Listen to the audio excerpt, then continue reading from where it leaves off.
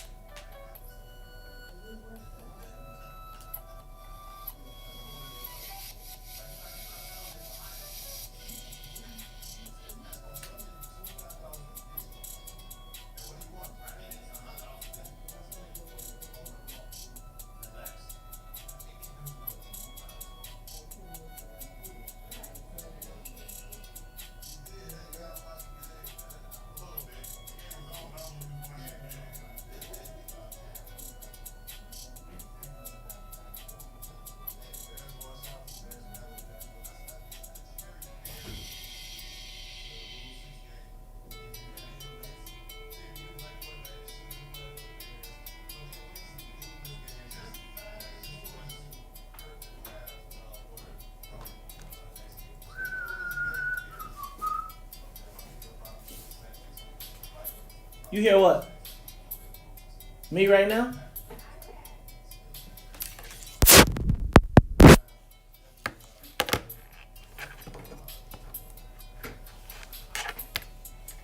You still hear me?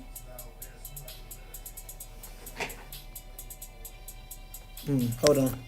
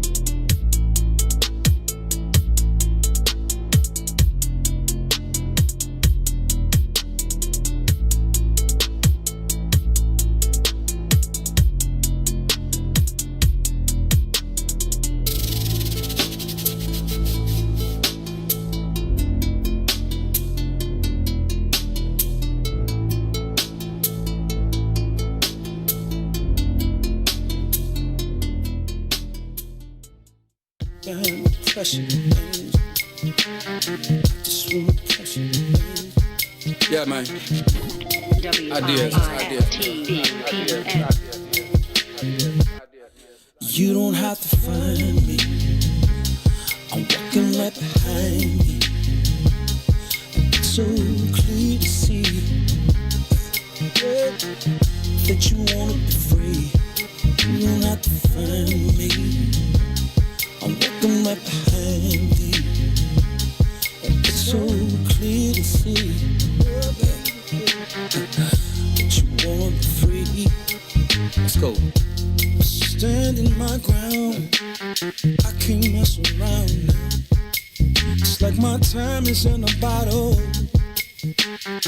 captured by your love, yeah. Now I know women's got this thing going on. We can't stay around so long, but I wanna come correct. Baby, get your foot off my neck. You don't have to find me. I'm walking right behind thee. Understand clearly, that you wanna be free. It's the time that you spend making me think within.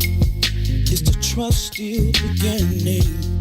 Fade away from beginning of the day. I can see you trembling times, and I can see you wondering mine. Is it me considered? Is you that's with it? See, you don't have to find me.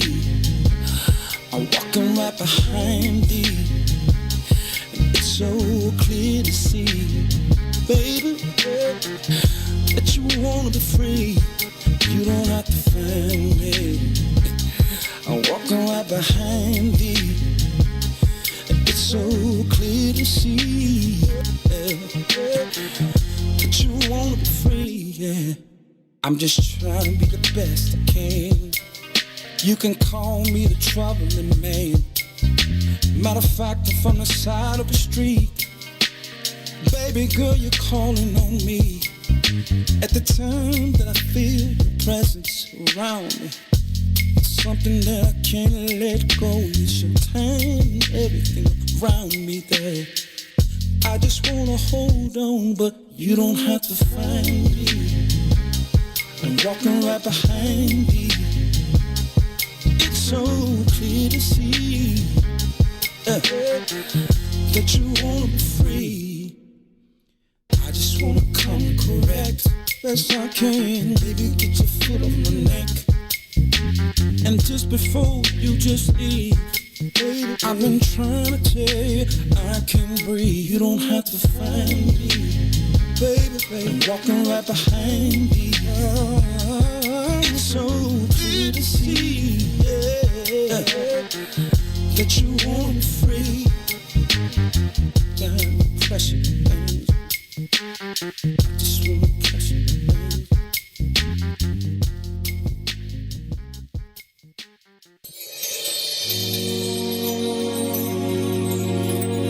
Tamika Scott.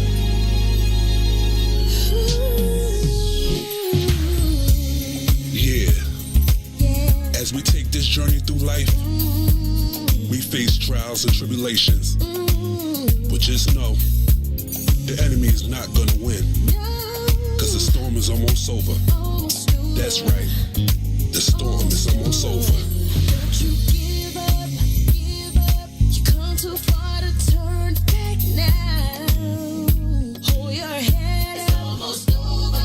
So set up to take you to your destiny. It's gonna be alright. Everything happens for a reason. Guess this is your season. Just keep on believing. Blessings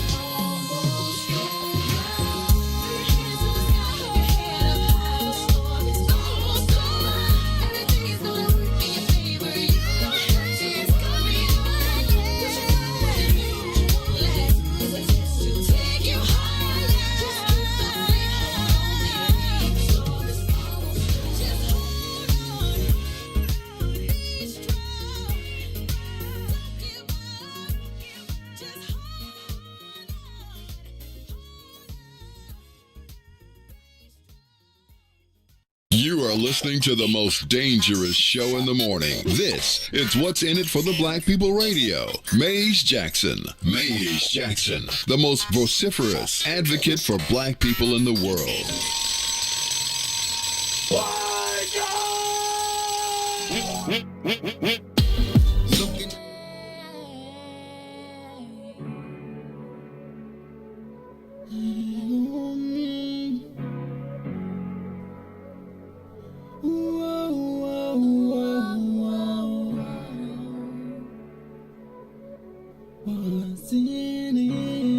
What's in it for the black people? Cause economically we are not equal. Waking up to lies, can't doze no more. I told y'all, yeah, this is a dangerous show. Don't go to church if you ain't trying to help us. Don't even try to be around and can't protect us. We see the lies, not other politicians. We need money and no symbolism. It's Maze, it's Sonia, and Ruthie, and Todd, explaining how we all come from God, giving us tools to beat the odds. If we're united, our movement gon' stop. If they ain't tryna help us, they ain't tryna do nothing. We gotta do something, we gotta stop running. It's time to confront the problem. Really, you expect your oppressed to solve them. What's in it for the black people? All the lies we heard before. Time to pay attention. You gotta do more than listen. Need some action with on the count of 3. Let's go. Wake up, Chicago. Wake up, world. This is the Maze Jackson Show. I'm your host, Maze Jackson. Got my co-host, Todd Stroger. Todd, you looking pretty lumberjackish today. Good morning. I'm channeling my inner Ruthie. Your inner Ruthie. Even though I'm grunge, she was more lumberjack. She's more lumberjackish. Yeah. All right, I'm trying to get you in the Christmas spirit, Todd. I'm trying to get you Christmassy. And I was watching The Intern as you were singing. Which intern? And it was like, ooh. Crystal? You know, like, I whoa. you know, it takes me a minute to figure out everybody's name. So I'd be like, the intern. She was outside today in the cold, like, we got to get a doorbell in this mud. We got to get a doorbell. What do you mean, God? Well, because here's the thing. It rings to Tennille's phone. So Tennille is probably up at, like, sleep. And it's like, intern, what? Oh, yeah. Because she waking up like, did you wake me up at 4 o'clock to tell me you outside 30 miles away? 30 miles away. Right, 30 miles away. You better wake somebody else up. So look, this is the Maze Jackson Show. I'm your host, Maze Jackson. Got my co-host, Todd Stroger. Miss Ruthie Moore is out today handling that business. Cutting down lumber. You know what? She's not cutting down lumber. She's somewhere. I think she's like the Black Pembroke Santa Claus. So she probably out getting things together for the shotties. You know, Ruthie stopped by. She'd be like, ho, ho, ho, pull up in her whip and be like, get your stuff out the back and keep it moving. Keep it moving. All right, y'all. Let me say what's up to the musical conductor of the Soul Plane, Miss Sonia Escobar. Escobar season, how you feeling? Morning, I'm feeling good, guys. All right. Let me send a big shout out to Kenneth Steele, who is on a 10-week streak. Shout out to Kenneth Steele hitting us up with those stars. So even as we take this plane up, let's get this thing up and away. Hey, can I tell y'all something I want to do? Would it be wrong for me to tell you all that it would be beyond, and I want y'all to do it not in the stars. I want to, you know how in church they do a love offering? Yes, I do. So I want to do a love offering for the talent at What's in It for the Black People. But I'm going to ask you to do me a solid as we do this. I'm going to ask you all to do it through our direct apps, not through Facebook. I still want y'all to use the stars as you feel. But we want to, this week, we're going to do a love offering for all the talent on What's in It for the Black People media. Because you know what, y'all? Everybody is out here sacrificing big time. And I know that you all send stars and things like that, but I really want to send people to Christmas with a blessing from the people that they bless every day. So we're going to talk about that a little bit later. But let me do this. Let me say congratulations to Uncle Joe. Yo, Uncle Joe. Uncle Joe Biden. He was declared the winner at the Electoral College. However, there still seems to be some trouble in Wisconsin. Trouble in Congress potentially because I think they're still trying to. Trump is going to drag this thing There is all the no way. trouble. Well, they do say It's what we call news. That's all. They just they making need news. headlines. All right. Well, all right. They need to be in the daily small paper. In the daily small in the day. Okay. Well, they keeping their people all together. All right. Well, speaking of, Joe Biden got his electoral college votes yesterday. The electoral college became the most important ever. Yes, this is the first time I actually saw it. I saw it on they actually broadcast. Shout out to Alderman Michelle Harris. Yes, who first cast ballot. the very first ballot. I want to know how they picked the electoral college, though. I believe the party has a say in part of that. Right. So I'm just guess, thinking. I don't know if it's both parties. I don't know how that works. Well, it wouldn't be both parties because you think any Republicans are casting a vote for the president? That's not right. No, No. Both parties would pick, but I guess only one shows up who counts. Right. The other one gotta go. Well, they didn't get it because I think they won they won everything. But I did think that it was pretty interesting, it's interesting who were the people that the party picked. Like, why would Cynthia Santos? Why would Cynthia Santos? Which one is she? She was the one who was at MWRD. And that party didn't. Because that. But the party didn't slate her. Remember, they unslated her, and then she won. But that group, she won twice, not being slated. Right. That ward, I can't remember what it is, 35 or something. I don't know. It doesn't matter. They have been so successful that they are part of the Democratic machinery. Got it. So this is more of an honorific type of thing. So no black people, all these black people. Wouldn't it have been great for the first black women we got in this month to be selected to be casting votes from for the what I saw, there was a pretty good number of black women. They were. The group. Yeah, but here's my thing. So you had, I think there was Vera Davis. There was there wasn't that big of a group. It was only like 5 total. 5's a lot. How many? We only have how many votes? 20. 18? 20? Okay, I get you. All right, that's fair. It just seems like, I was just thinking though that how about they could have put Carrie, Kim Fox. You know what I'm saying? Like, I think part of it is you need to call the party chairman up and say, hey man, I want to be I think that people don't even know. Like, I don't even think people know the call. No, so they keep it took secret. me till like yesterday to figure that out. See, I'm just saying. I'm saying like Mike Carbonargi lost and he made it. Well, I'm just saying. Like, think about the gravity of that. Wow. Well, like, if I was black, I'd be that's the something. chairman's boy. But I'm saying, like, it just pays to not be black. It pays not to be a black man. All right. Last one. Did you see? Remember when I told y'all about them letters of resignation when Donald Trump got signed William Barr's for the 23rd. He got fired 2 days before Christmas. Oh. That's crazy. He didn't decide to leave? He resigned 2 days before Christmas. Because remember, I told you when you walk in, they make you sign your letter, and I get to put the date on it. I remember that. But I thought Barr was like, I better get out of here. No, I think Barr was like, no. President Trump was like, you gonna get up out of here. Talk about you ain't see no fraud. Look, it's the Maze Jackson Show. Maze, Todd, and Sonia. We are missing you, Ruthie, but we'll be back after these messages. The Maze Jackson Show will be back after this break. Come all the way with me. Church Chicago's Power Hour. I'm your host, Angie Mims, and Terrence Keys, TD, a.k.a. Terrence Daniels. You got an inspirational word for today? Oh, man, I'll be honored. Giving honor to God. Hey, man, on Sunday morning, it's early, so we got to give honor to God. Yes, sir. The good word for today is don't worry. Mm-hmm. Oftentimes in our life, in our walk, in our days, in our journeys, we find a way to just worry about so many things. Yeah. And we just want to encourage you today that those worries is God's responsibility. Mm-hmm. It's God's responsibility because at the end of the day, what we worry about, most times we can't handle. Yes. If we would agree together, we can't handle it it. So we have to give it to God. That's his responsibility. And our job is to simply believe. Yes. I agree. Simply believe. When we believe, the Bible says all things are possible. Come on through here. I better leave that alone.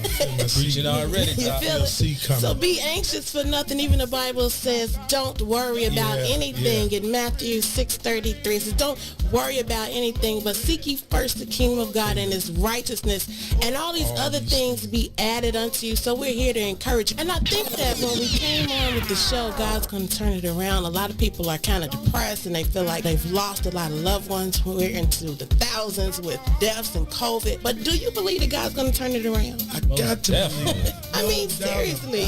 Why? Why? Because he's did it before. Come on. And he'll do it again. I believe. Yes. That you can do it again. Yes. Yeah. Come on here. Come on, I better leave that alone. Somebody calling you right now. Somebody calling you right now. If it ain't one thing, I better go. God's going to turn it around.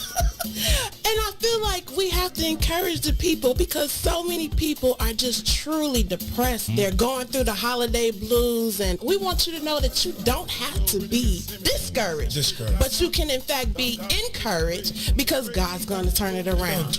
I wish I had one witness in the house. You got one. Got a couple of them. Got two T's. Two T's. Give me a testimony. Oh, Lord. He's did it before. Oh, Lord. I got one. Better. I got 5 reasons. 5 reasons. Oh, Lord. He turned it around. Turn it around. He woke me up this morning. Oh, don't do this. Don't do this. Go number ahead. 4. He woke me up this morning. Come on, number 3. Come. He woke me up. Oh, Lord. He woke you up. That thing can touch you. One of them 5s will get you. What's the second one? He woke me up. Yes, sir. Yes, sir. Oh, my God. And the number 1 reason. Number 1. Final answer. He woke me up this morning. He woke me up this morning. That's a testimony. That's a testimony.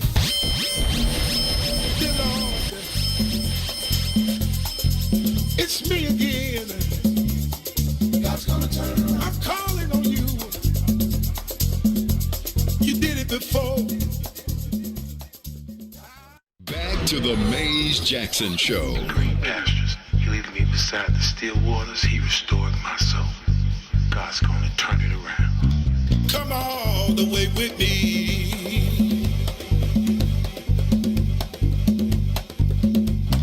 Don't leave me now.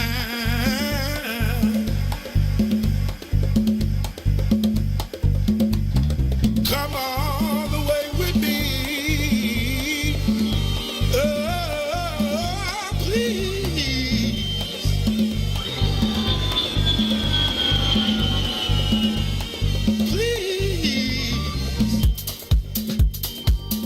Please don't leave me now. Please don't leave me now. Please. From glory to Gethsemane, Gethsemane to Golgotha to the grave, from the grave back to glory. Glory to Gethsemane, Gethsemane to Golgotha to the grave, from the grave back to glory. Glory to Gethsemane, Gethsemane to Golgotha to the grave, from the grave. Glory to Gethsemane, Gethsemane to Golgotha, Golgotha to the grave, from the grave back to glory. Oh yeah, oh yeah, oh yeah. Come all the way with me. Don't leave me now. Come all the way with me. Oh, please.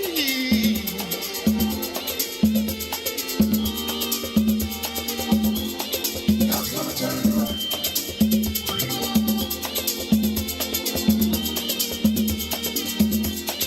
God's gonna turn it around. God's gonna turn it around.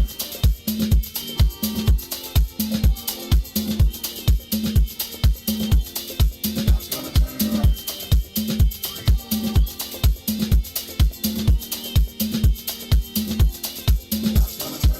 From glory to Gethsemane, Gethsemane to Golgotha to the grave, from the grave back to glory. You are listening to the Maze Jackson Show. I'm your host, Maze Jackson. Got my co-host, Todd, Stroger, Miss Sonia Escobar, you know she's the soul plane. She flying the soul plane. Hey, let me tell y'all, that is, if you did not see Church Chicago Power Hour Sunday morning starting at 9 a.m., you missing out.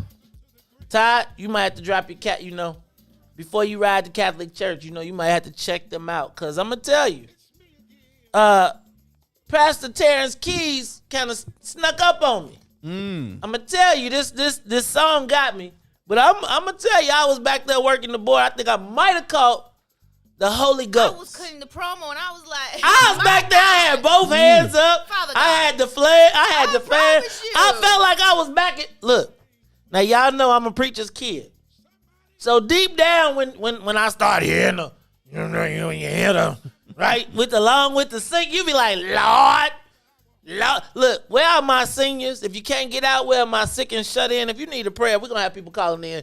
We're gonna do it. I might have to actually take up a collection.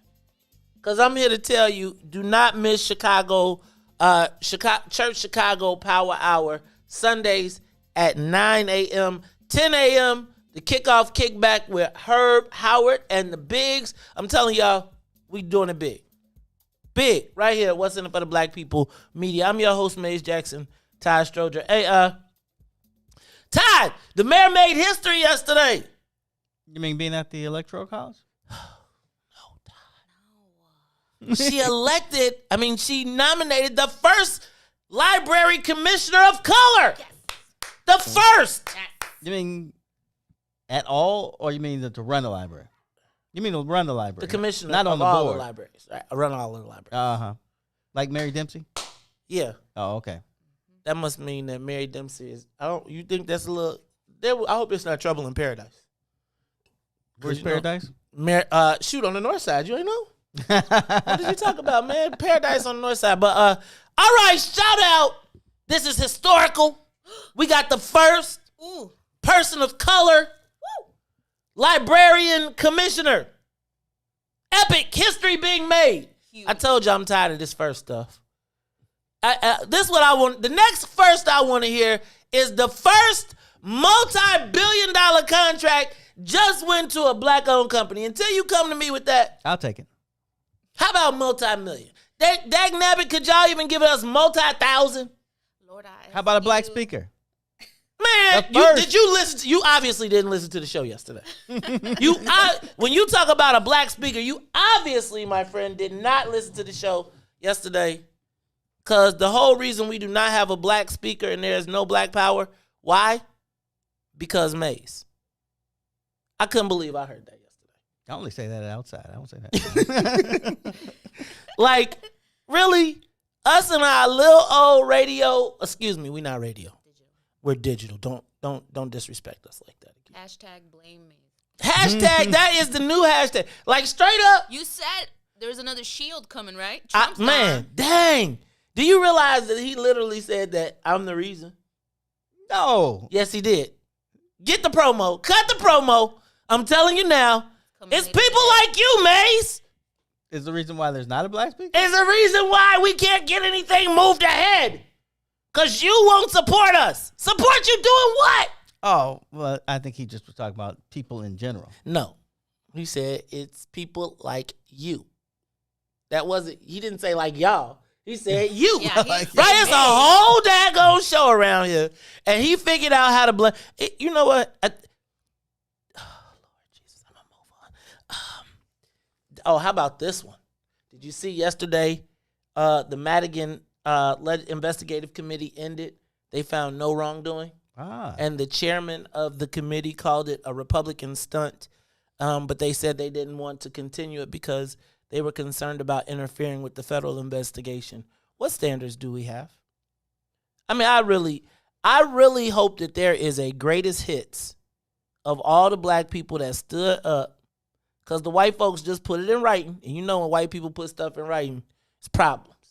That means they sticking to it, right? So the white people done put into writing that they are not voting for the speaker.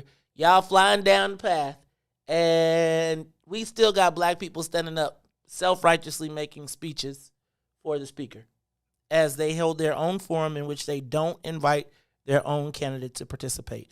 Todd, it's hard being a black man in Chicago. I thought it was hard being a black man in the world, but okay. But it's duplicitously hard. I don't think I'm just making up a word. It's duplicitously hard. Ask Crystal. Crystal, does duplicitously hard, is it a word? Thank you, Crystal. See, that's the type of interns. Well, I can tell she's going to go far. The duplicity of this issue is the fact that it's like they literally can't. They said that they want to end the hearing with no wrongdoing because they don't want to interfere with the federal investigation. Does that make your head hurt? Like, literally. It's okay. And they literally are. Okay, I'm going to stop. All committees are political in some sense. Yep. Right. And you know it. I do. I 100% do. And it's like, that's why when they get up there and try to act like Jesus loves us, we know they really don't. Did you see the black girl that got? I thought Jesus did love us. Man, well, Jesus Now loved I'm all not confused. in the state of Madagascar.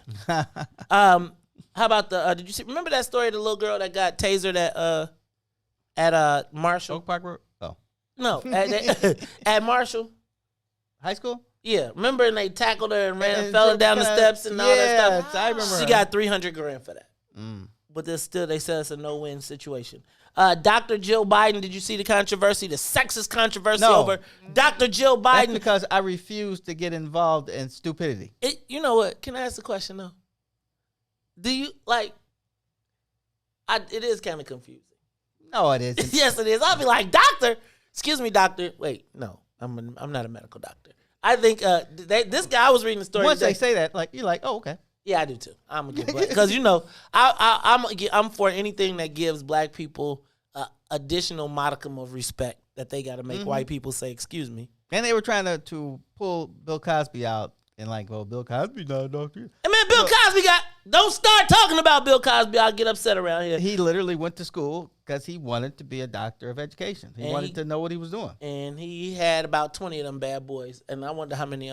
You know what? It's the Mace Jackson show. Well, he's got one that he had to go to class for. Did he have to keep the rest of them? He gave the rest of them. They took the rest of them. They took the rest of them back. They bogus. All right, y'all. It's the May. I thought it was one thing they used to tell us. One thing they can never take from you is your education. No, they didn't. He's still Dr. Cosby. Is he still? Yeah. Okay, cool. He earned his degree at Temple. Okay, see? Do you know they act like black people just be like, they be passing stuff out for black people. Right. All right, y'all. It's the Mace Jackson Show. We'll be back after these messages. The Mace Jackson Show will be back after this break. Introducing your trusted source for high-quality black emojis, better known as Blackmoji. We believe black is beautiful, and that beauty should be reflected in the digital market. Now there is an app that does just that, starting with Black Greek letter organizations. Blackmoji D9 offers more than an emoji app. It is a cultural experience of black excellence. Download the app in the Apple or Google Play Store to access a specially curated catalog of emojis representing the Divine Nine. Use the emojis to celebrate Black Greek events, acknowledge current events, support social causes, and learn about esteemed Black Greek members who blaze the trail of Black history. A portion of every subscription goes toward a scholarship fund specifically for members of Black Greek letter organizations to help keep the legacy alive. Download the Blackmoji app today.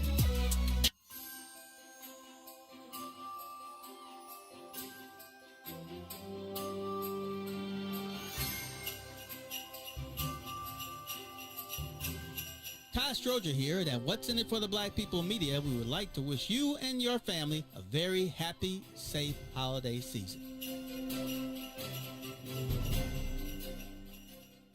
Back to the Maze Jackson Show.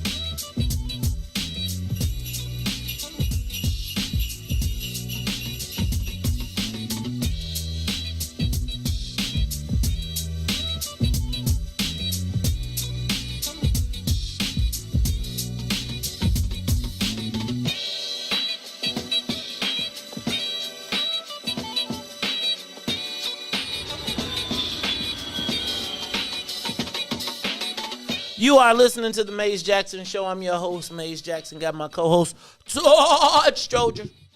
Sonia Escobar is in the building. Miss Ruthie Moore is not. We got an intern in the building, and it is time for the social media question of the day. The day. Oh, wait a minute. You're not going to talk about the least mentioned Jeannie Morris? You know, back in she was on when I was young. You know what? I'm sorry. First of all, don't act like I didn't put it on the paper. It is on the paper. That's So why I say mentioned something. it. Go ahead. So mention it. Jeannie Morris died. Rest in peace. Yes, she was one of the first ladies to get on TV, and she was in sports. Yeah. And she was Johnny Morris's wife. Right. See, did that ruin her career? I mean, did she have to have that title? I mean, she wrote Brian's song. Yeah, but he won a championship with the Bears. What championship? He Yeah, in 1960 or was it 61? What, we won the Super Bowl? They didn't have a Super Bowl. The Super Bowl didn't start yet. So yeah. So she was like was she like the head of the cheerleaders? No, she had her own show. I mean, like she would talk to people. Like guys actually watched her She do produced. sports. It's like she was the precursor to all this stuff that's going on ESPN. I feel like, do you think ESPN is putting these ladies on because of their sports knowledge or because guys watch sports? Like, are you noticing like all the sports shows, like everything is now split with a woman? Yes, I did notice. Do you think that they're putting that on football for the fellas or for the ladies? Do you think women are getting up watching ESPN saying yes? Or do you think fellas are getting up watching ESPN saying yes? I'm watching the games like, But are you watching the lady sportscasters in the morning? Like, was she a sex symbol? Did she have to have some sex appeal to go with it, or was she just a sports knowledge? And do women really, do they have to be like a sex symbol to be sportscasters? Where's Ruthie? Man, that was about yeah. 'Cause he asked like 8 questions, and I'm like, geez. I think for the most part, where's Ruthie? To answer your last question, for the most part, I'd say yes, that's the trend. Did she fit that trend? I mean, I guess she was sexy for a day. Yeah. Okay. You think Johnny Morris wasn't going to marry somebody who wasn't like the head cheerleader? Hey, man, sometimes. You never know, man. Beauty is in the eye of the beholder. That is true. That is true. Beauty is in the eye of the beholder. Rest in peace to Jeannie Morris. I actually remember Jeannie Morris as a kid, right? And I remember her sportscasting, and I do remember there being a semblance of, I do remember thinking as a kid there was something odd that she kind of took out of, I would say that she made me conscious of women sportscasters at an early age. Yeah. Let me put it that way. And I would say that she actually made, in my estimation, the women sportscasters not so unusual. Just like Pam Oliver, right? Mm-hmm. Like Pam Oliver is another one that makes me, that made me kind of think of women sports. So a little silly earlier about the women in the sportscasters, kind of, sort of, right? Because I do think that they put women sportscasters on right now. Like, if you look at the sports channels, they are more for the men than the women, in my estimation. Well, it's a trend. I want to say, it's like instead of a commercial, CBS, I think used to do NFL, and they always had, they had Jane Kennedy. But I think Lord have mercy, Jane Kennedy. There was a white lady before, and I just can't remember Who her cares, name. Jane Kennedy? Who cares? Wow, Jane Kennedy. That is a blast from the past. Do you remember Jane Kennedy? Who was Jane Kennedy? Okay, Jane Kennedy or Foxy Brown? Jane Kennedy. Jane Kennedy. Man, you said Jane Who was Kennedy. Foxy Brown? Was that Pam Grier? Yeah. Pam Grier or Jane Kennedy? Or Cleopatra Jones? Nah, man, nah. That was Cleopatra Jones. Was Tamara Dobson. No, there is no substitute for Jane Kennedy. Okay. Like I just was like, when you said Jane Kennedy, that was like a childhood, just like, whoa. Jane Kennedy. Y'all remember Jane Kennedy?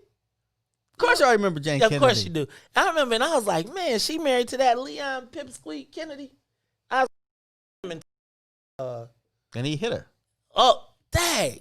I knew he was a hitter. That's what broke them up. After you saw, what was that movie?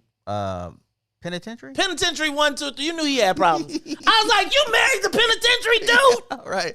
Leon Isaac Kennedy. Yeah, You know, right. it's like, let me just say this. If your name is Leon Isaac Kennedy, you know he was kicking somebody's butt anyway. I'm just saying. That sounds like, that's like an Ike Turner, right? Like, Yeah, like Ike. like Leon Isaac Kennedy, no joke to the domestic violence, but I'm just telling you. You had a sense of, speaking of that side, you brought something up. I think we need to do a show on domestic violence. You need to find some of your Cook County professional people and get them in here, and we need to talk about kind of all of that stuff, because people are telling me that during these times, people are, when they're this close to each other. when they're this close and this proximity and things are getting crazy, that sometimes people need to talk about things. So we need to do that show. But anyway, okay, let me move on. Whew. All right. Todd, have you ever been arrested? No. Like It you was were- close though. Todd, We had the wrong license plates on a car. We had two Buick. I think they were maybe Regals, but they were different styles. Mhm.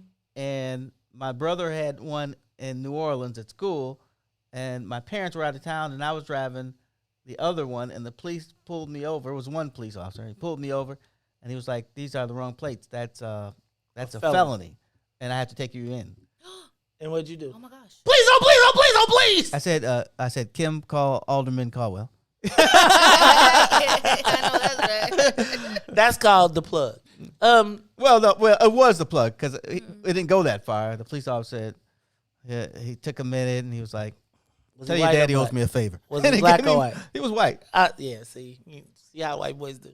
Black people, get your butt out this. I don't care who your daddy is. Call him now. Call him. Your daddy. Your daddy needs to. All right, so anyway. Alderman Caldwell. All right, so Todd, I've had the unfortunate So first of all, let me just tell you, as a black man, you are probably on the other side of the line. Would you say that most black men have been detained by the police? Like, not locked up, but detained. Like, you had to get out your house, get out your car, did something pulled stupid over to that the side. They could have detained me some Sat other you down times. on the curb, took you out of your way. Oh, yeah. Made you get all your stuff out your car. You on the side of the expressway and your tires flat and they decide they want to search your car, and so you didn't clean your trunk out, so you got to put everything out to find that you got a spare. Anyway. Yeah, I mean, I've had that kind of, I think I may have told you a long time ago. Janine got stuck on the railroad track. The police came, and their only thing was, "Well, what are you doing over by the railroad track?" Right. Trying to get home. Yeah, right. It's transportation. So, Todd, apparently Mayor Lori Lightfoot has probably never been detained by the police because she is opposing Alderman Hairston's ordinance that calls for three things. Detainees of the police to get a reasonable number of calls when they are detained by the police. Now, we don't know what reasonable is, but I will tell you that having one call and praying that call answers from an undisclosed number is a really daunting prospect in today's world, especially with people who are like, I don't answer my phone on caller ID. So if I don't know your number, right. If I don't know the number, leave a message. Right. Send a text, and I'll decide if I'm calling you back. Like, nope. So, But reasonable is, set a number. Set a number, because the other part is I don't think people remember numbers anymore. Oh, right? Like man, if I had to call Claire right now, off the top of my head, both of us are in trouble. Right. Oh Well, God, you're right. I mean, think about it. There was a time when you had numbers locked in your head. I think that the cell phone has become a brain. Salim talked about us being cyborgs, but I do think that we share a part of our brain now with our phones. Oh, yeah. Like, I do think that there are components of us that no longer function because we give it to the phone. Right. Hudson 23700. See? What the hell is that? Right, I was laughing like I knew what you was talking about. What's Pardon? that? Oh, that was one of the commercials. Hudson 23700. Oh, but like I still remember 588-2300 Empire. Right? I still remember like my mom's first phone number. Tennille got rid of it. We used to be 759-1918. Yeah, I mean, she got rid of it. Ours. I couldn't believe that. Right? But there are numbers now you just look up the name and the number come up. Right. So if I was to get stuck, I don't even know. I mean, I know Carrie's number, right? But I know Carrie ain't answering no unknown calls. So she also says that you get provided with a list of free legal services. Right. And that you get a call within an hour of being detained. Now, I'm going to be honest with you. All of those seem reasonable to me. Just based on the things that I know. Not if you're the prosecutor. Right. But here's the thing. I want to ask the callers, the listeners, give us a call. Oh, can we do it? 872-259-7474. Let me open up the phone lines. 872-259-7474. How long should a detainee have to wait to use the phone?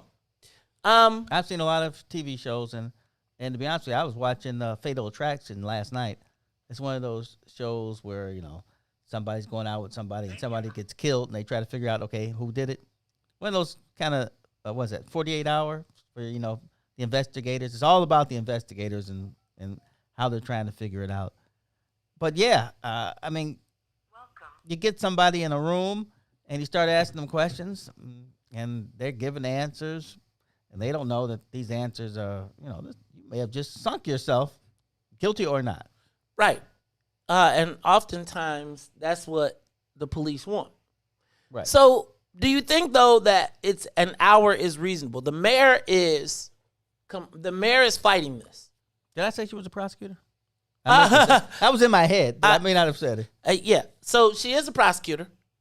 She is also probably not experienced in black experience.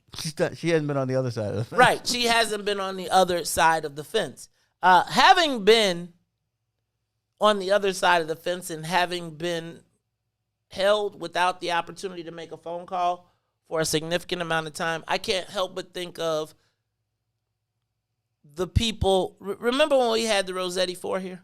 Omar Muhammad? Yes. And remember they said they were missing for days? Mm-hmm. And nobody knew where they were? Nobody knew where they were. And nobody knew where they were because they didn't have a phone call. And that was days. Right. How long should a person have, right? The police are saying sometimes with everything going on, it's impossible to give them their phone call within that window, an hour. I could possibly see that. Like if you got somebody, you detain them there on the south side of Chicago. Well, an hour, that could be, yeah. Hours go by quick sometimes. But is there a time? Give us a call, 872-259-7474. 872-259-7474. Angela Kilpatrick. You know, that's our girl, right? She's a public defender. Oh. Is it reasonable? I believe the police can hold you for 72 hours before they have to charge you. Right, but when do they give you the phone call? It's 71? Yeah. Right? Can you imagine being locked up and nobody knows where you are for 24 hours? That's missing person. How long is it that they have until they give you a call? Give us a call, 872-259-7474. Angela, if you call us and give us some insight, you call that number, you can give us some insight as well, because we'd like to be informed on this topic. 872-259-7474. How long should a detainee have to wait to use the phone? Should they be provided with a list of free legal services? Should they get a call within the first hour of arrest? And should they have more than one phone call? Because again, I know I ain't answering the call on the first time. If I see a number I don't know, right, and it just be like number unknown, name call. Oh no, dog. You probably got to go through about 10 of those, and you only know about 5 numbers. And right. The voicemail's full, man. Oh, my God. I don't even got voicemail. I'll be like, it'd be like, send me a text. Should they allow you to send a text? Yeah, my voicemail's always full, so it's like I don't have voicemail. Let me ask you, should you be able to send a text? That would be, that's not a bad idea. Give us a call, 872-259-7474. We are asking the social media question of the day. How long should a detainee have to wait to use the phone? We'll be back. The Maze Jackson Show will be back after this break. Where my steppers at? This is retired State Senator Ricky Hendon. This is my new song, Be My Christmas. It's on my House Party CD, produced by house music icons King Farley. It's available on my website, HollywoodHendon.com. various streaming platforms, and CDs. The album also has songs like We Getting Lit and Rona Money. Get the house party CD in time for Christmas and New Year's Eve. This is our new song, We Getting Lit. Just in time for New Year's Eve. Happy holidays, Merry Christmas. Go to HollywoodHenna.com and get my music. Let's bring in 2021. Ricky Hollywood Hendon. Don't forget me, y'all. This is the king of house music, Farley Jack Master Funk, and I endorse Hollywood Ricky Hendon. Let's go to work.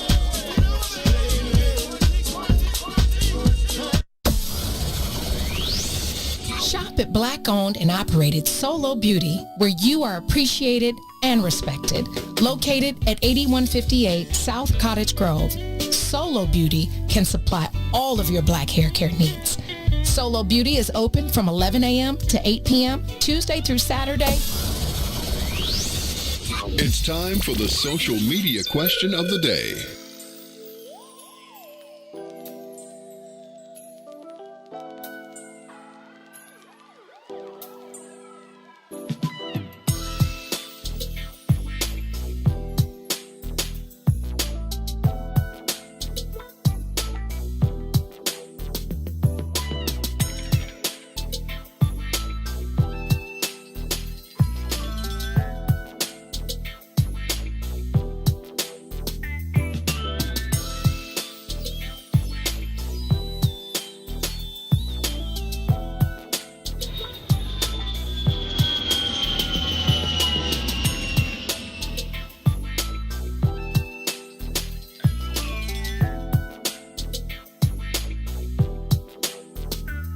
You are listening to the Maze Jackson Show. I'm your host, Maze Jackson. Got my co-host, Todd, Stroger.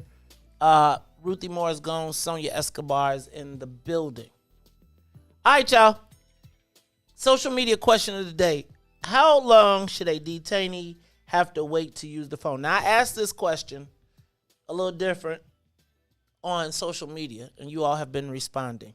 The question on social media was, should detainees get a phone call within 1 hour of arrest? The answers were yes, no, and it depends. Now, 78% of you say yes. Only 2% of you say no. 20% say it depends. Todd, where do you fall in that space? I only fall in it depends, because I think an hour is good, but you know, there are times when there's real trouble and it's hard to. But I would like to see an hour, but you gotta go with the flow of what's happening in the station. Is there a reasonable time? Could we say 3 hours? Like, is there a reasonable time that you could put on it? Because I do think, like, let me just tell you this.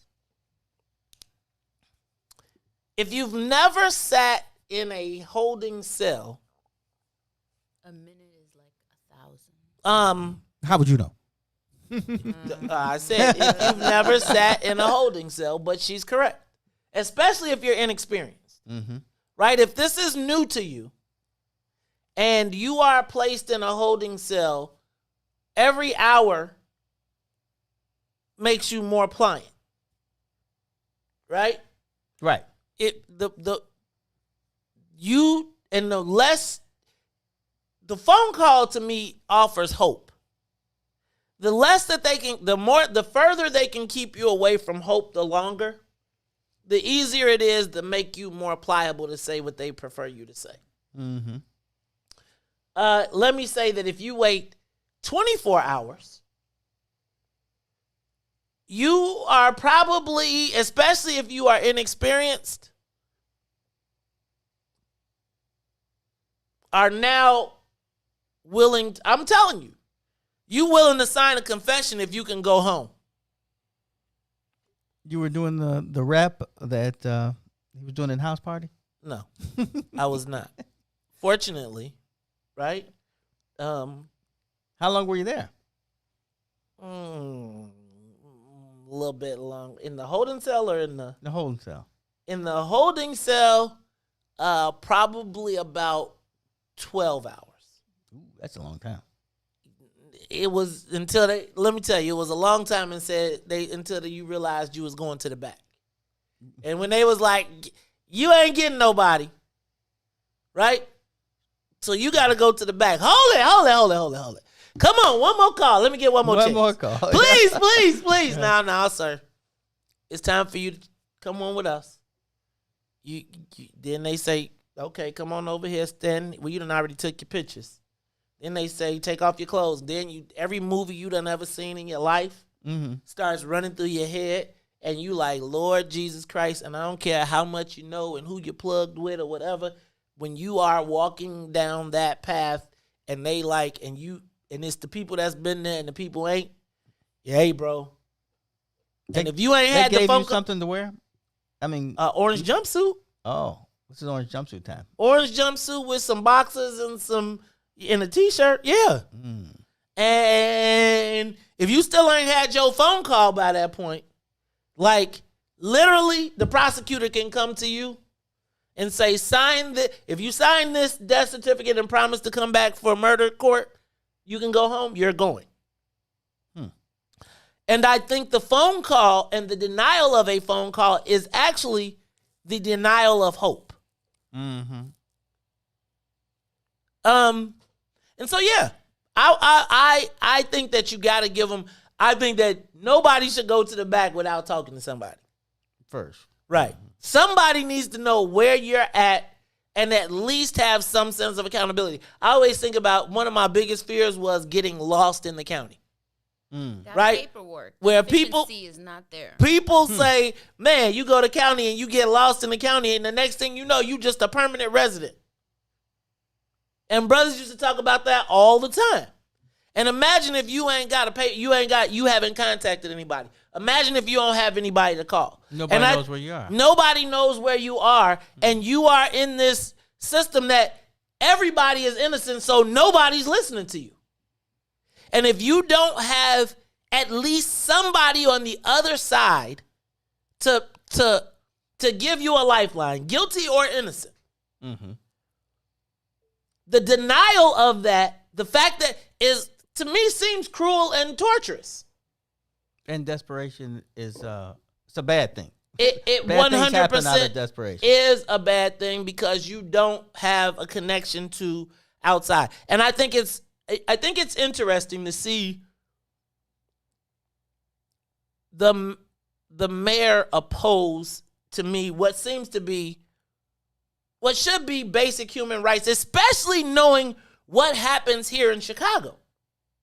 Right? We're just not that far away from the deer antlers on the head of the young black boy with the cops. I think it's your typical public safety response, to be honest with you. But why would we want to give up a rule for the state's attorney side? That's what I think. Let me ask though. So is this one of those moments where's the state's attorney on this? Is this one of those issues that, I mean, I don't think that we need to fight.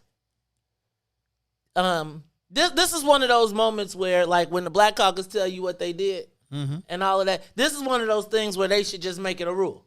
Like, you know that the fact of the matter is a black person going to jail is less likely to have access to a lawyer, right? Is going to have less access. So why not give them a list of free legal services to call besides the public defender? That makes sense. Right? Make it where they can text a family member, right? Like, instead of just having a phone call when we know that nobody answers the phone. I don't even turn my voicemail on. So again, what do we do? How do we, I am not the prison. My job is not the prison fight. That's not my space. I leave that to other people. But this seems like a no-brainer, and it's almost cruel and unusual for a black woman who knows the history of Chicago and what has happened to black men in this space to deny something as simple and as fundamental as access to a phone at what probably is the most stressful point in your life. And the denial of hope as a tactic by police and law enforcement just seems cruel and unusual. I think it should be a fundamental right, right? We know that the world is changed. So you should be able to text somebody. They got to figure out what's the text technology to say, hey, cuz, I'm locked up, I'm in the county, I'm inmate number, blah, blah, blah, blah, blah. Send somebody for me, or at least know, can you write me at this number, because I know you don't have the money to get me. I think that's what Alderman Harrison has brought this up, because it's all about reform right now. And if it is, but if it is, then who's the opposition to that? And how is this something that the mayor supported when she was over the board, but now is fighting it? Because she's kowtowing to the police in a time when, don't tell me about George Floyd if we can't get nobody. Like, George the police Floyd would say this is a tool. Right. A tool of torture that is reserved for the the poorest of the poor. Because a white boy is getting a lawyer right away. His daddy is not. Shut up. I know. On the other side, I got a story. It's the Maze Jackson Show. We'll be back. The Maze Jackson Show. We'll be back after this break.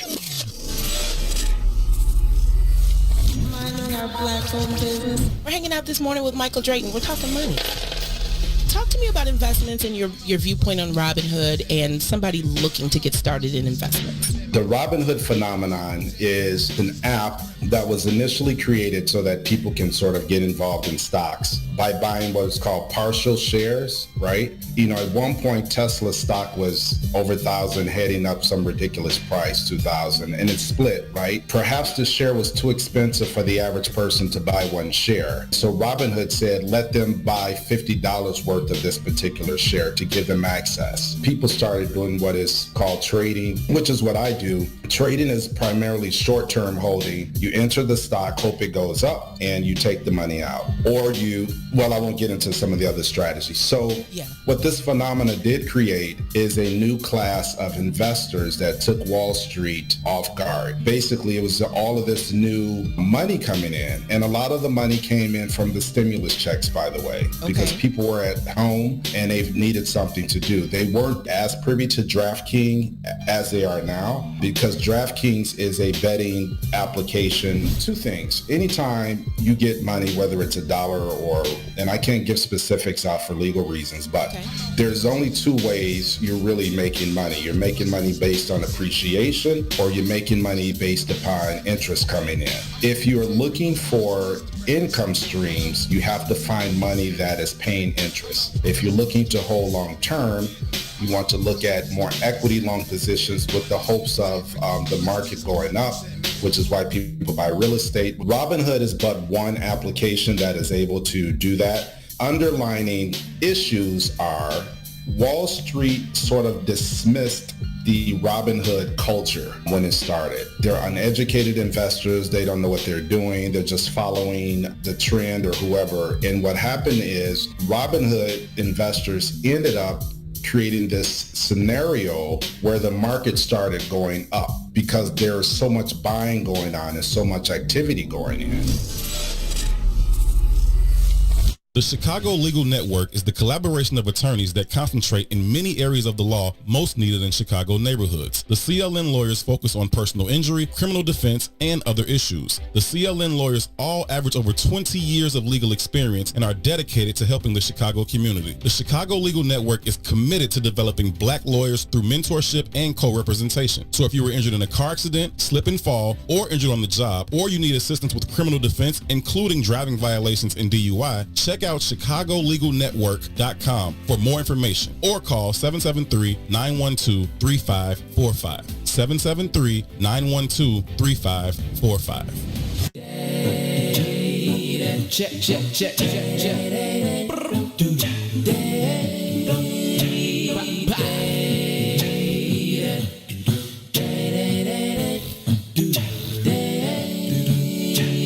Oh, please, don't you rock my boat, 'cause I don't want my boat to be right. Oh, please, don't you rock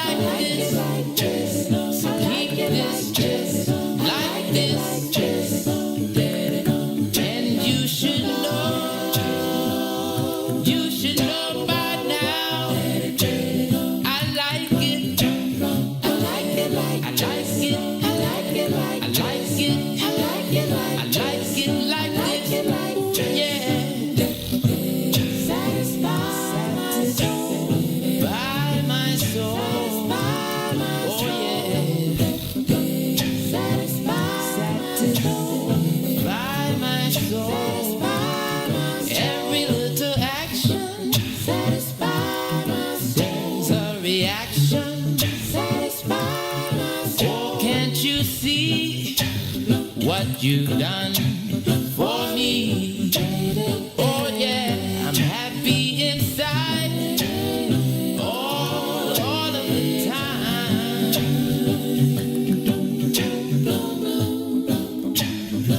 When we bend the new corner, I feel like a sweet six winner. When I meet you around the corner, you make me feel like a sweet steak winner. Watch out.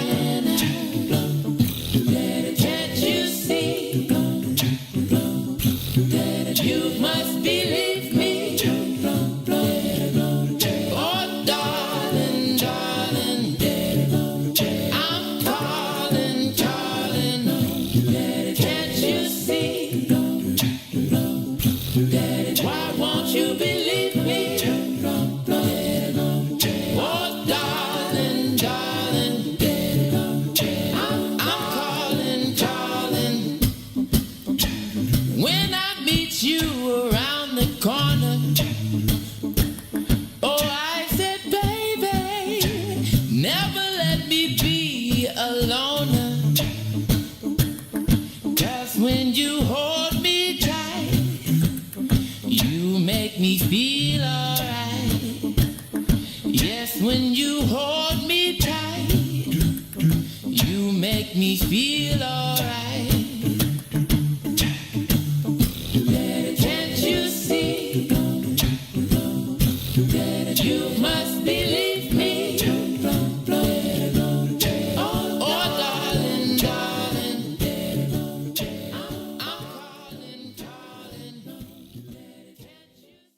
You are listening to the most dangerous show in the morning. This is What's in It for the Black People Radio. Maze Jackson. Maze Jackson, the most vociferous advocate for black people in the world.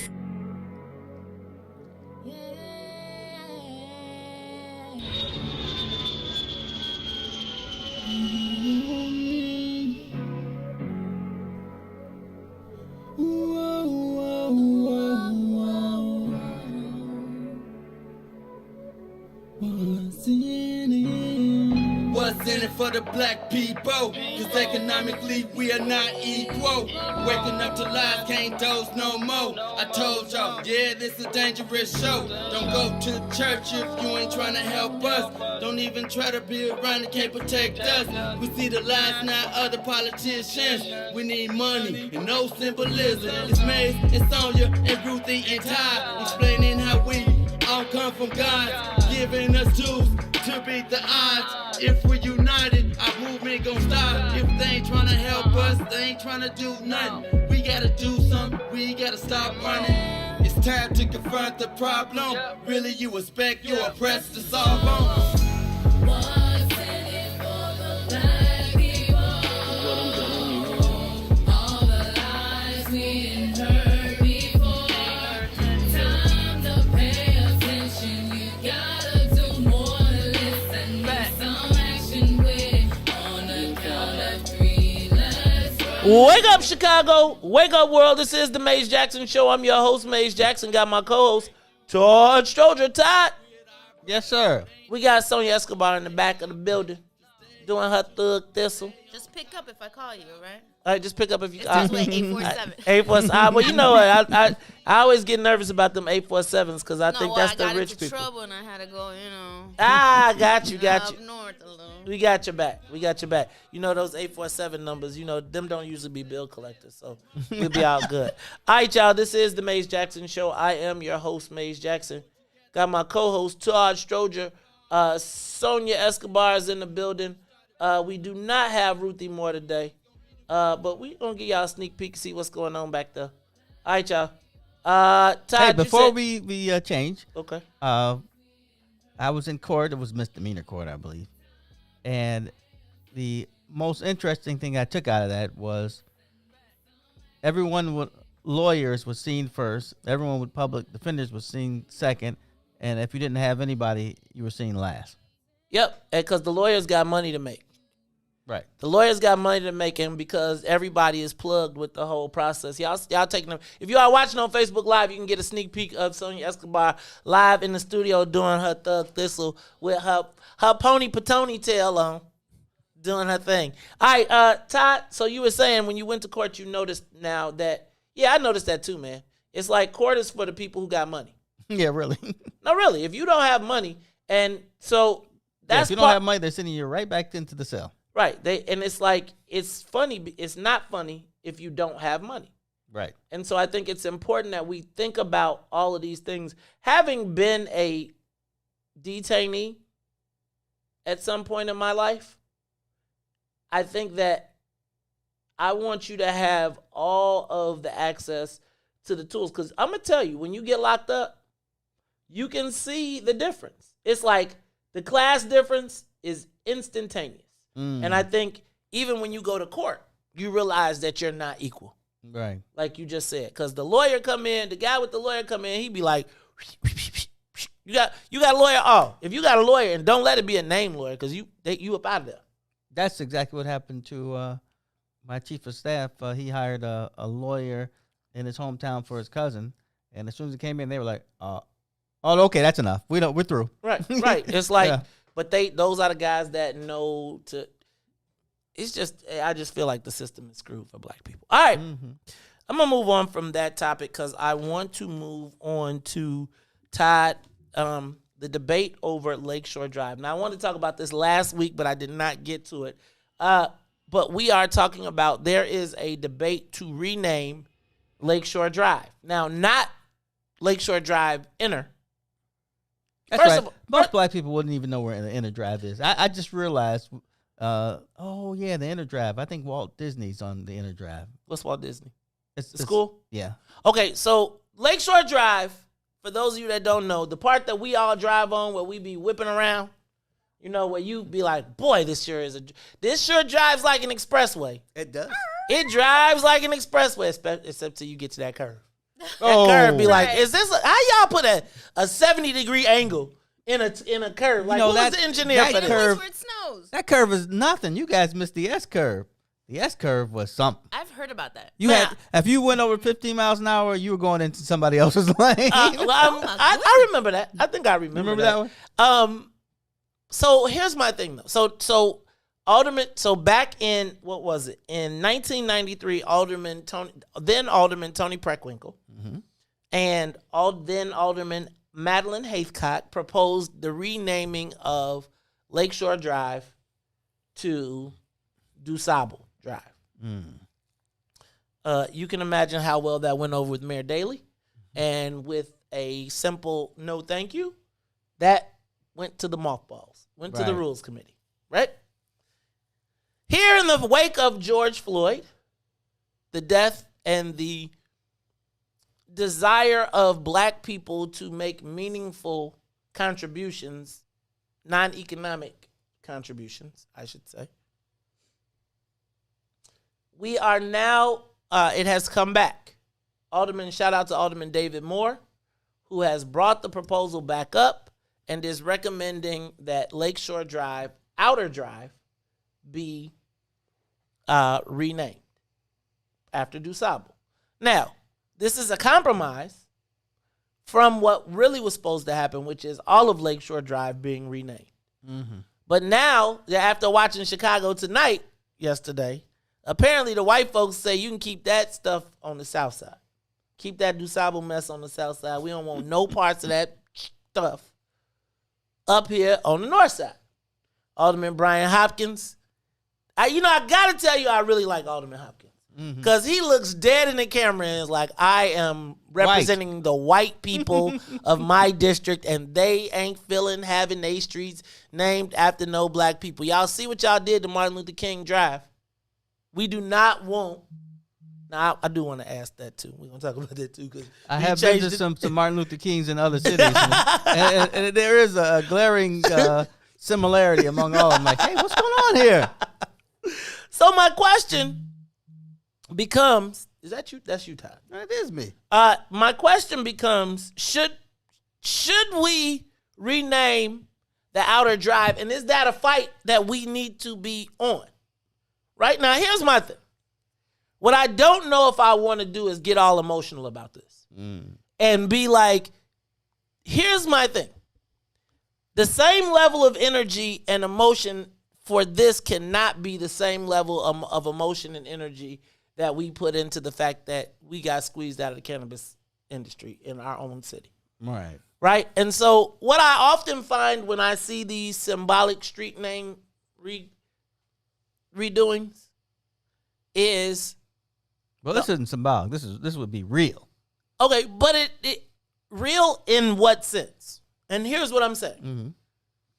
I'm going to start saying, when you tell me you want to do something for black people, right? When black elected officials, so I'm not going for the first, no more. I'm through with the first. Mm-hmm.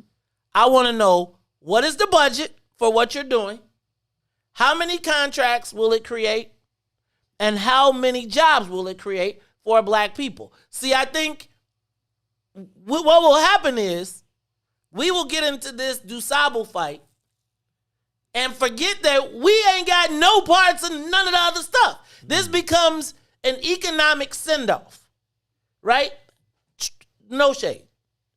No shade to renaming that. But what does that do for the last and all 16 economic indicators?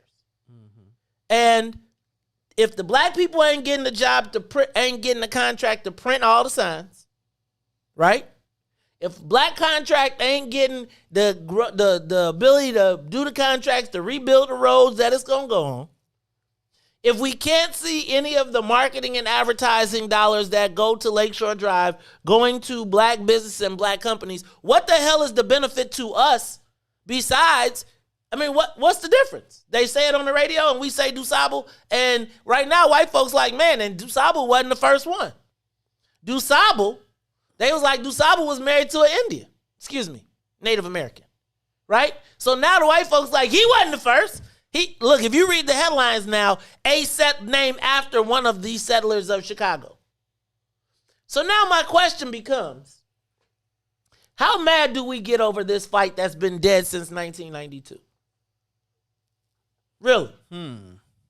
It's the Mace Jackson Show. When we come back, I want to ask you, how emotional should we get? Like this, if this takes the same amount of space that Cannabis took, then they were very effective in their marketing. Right? What difference is this than Juneteenth? Symbolism. It's the Mace Jackson Show. We'll be back. The Mace Jackson Show. We'll be back after this break.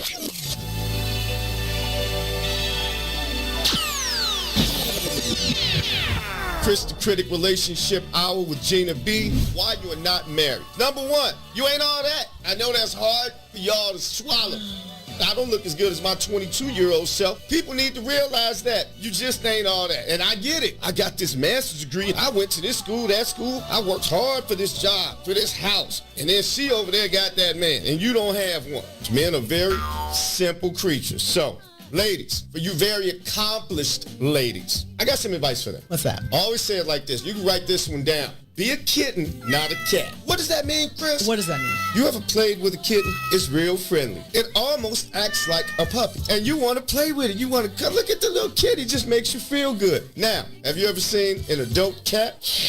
When it feels like it might rub against your leg and move away. But is that men like kittens? Kittens will play with anybody. A cat is particular. Listen, what did we learn? Men are very simple creatures. Right. You can fool us. We want you to laugh at our dumb jokes. So all you super smart women out there, you good looking women, you see a guy you like, you guys do make it out on a date, he actually pays for the date. When you're actually with that person, the dialogue is happening, the dinner is happening, you say, okay, this might work.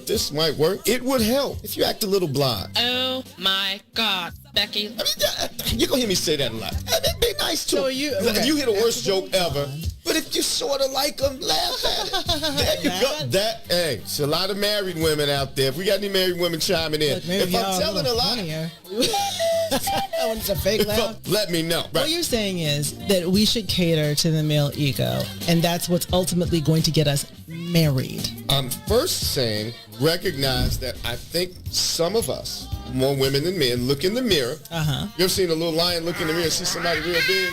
They see somebody a little more fine than what they are. And I'm not calling anybody ugly, so I'm not here to bash anybody. Let's look at Middle America, okay?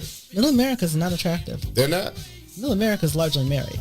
Okay, I think we're on the same page there. People sort of, we get stuck to reality shows sometime and think we're supposed to have, I got a degree in a house, so I'm supposed to have Idris Elba or his twin. Well, I mean, if you notice, okay, so you remember your friends from high school, right? And you remember how they had all of these qualifications for, if she's going to lock me down, she got to be this, that. She's got to have an ass like that. That's all we really looked at. Stop right there. You had me at. That's really, what are men? Simple creatures. We want to be fed. We want you to laugh at us, give us some, and that's it. To get us. Back to the Maze Jackson Show. Yeah. Ooh. I miss your kiss. Oh, your kiss is one of a kind. It feels so nice. Girl, you do it right. I miss. Ooh. Oh, girl, you don't go too fast. You take your time. Just how I miss. Hey. Oh, you kiss it, then I'm drifting off your love. Keeps me floating, girl. I miss. Oh, and ooh, it feels so good. I wanna come down. Girl, I'm missing that love. You are listening to the Maze Jackson Show. I'm your host, Maze Jackson. Got my co-host, Todd Stroger. Sonia Escobar in the building. Ruthie is out. Shout out to Chris the Critic. Y'all tune in. I love that promo. Yeah. Shout out to the kittens out there. Right? The kittens. You can catch Chris the Critic every Friday from 8 p.m. to 9 p.m. right here on What's in It for the Black People Media. He right, because I'm looking at the scar that my cat gave me just like last week. The cat. The cat. Are you a cat or a kitten? Don't know about cats. See, because cats. Wait, I have to say it in my Gina B voice. Let me tell you. All right, y'all. This is the Maze Jackson Show. Stop scratching, brothers. Around here. So let me ask you a question. Okay, so here's where I'm at, y'all.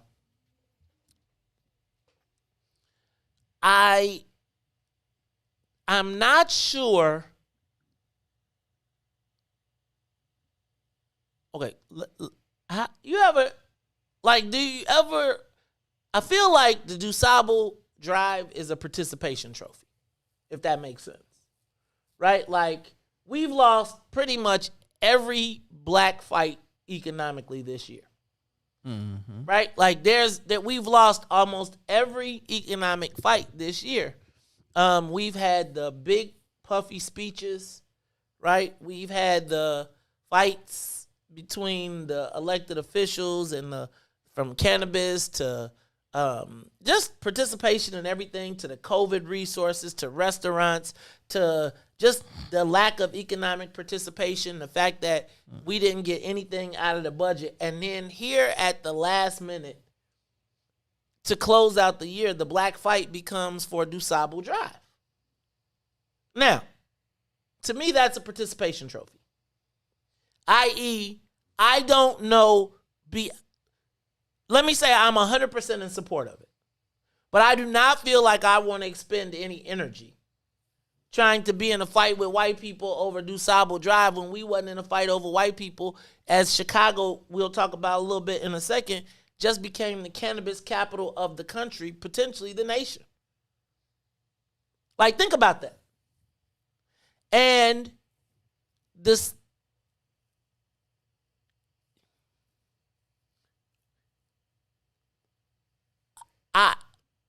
I believe that our politics have been used to deceive us. I.e., there is deception. I feel like this is one of those Madigan moves, right? Like I pass a law or legislation so we can say that we won this fight. But again, you think about what have been the tangible outcomes this year. It's like how we celebrated City Hall hanging a flag during Black History Month and they took it down. Like, no, really. No, I remember you talked about that. Didn't they put Chinese and Chinese lanterns and decorate? So our month it turns into Chinese New Year, and we share in City Hall.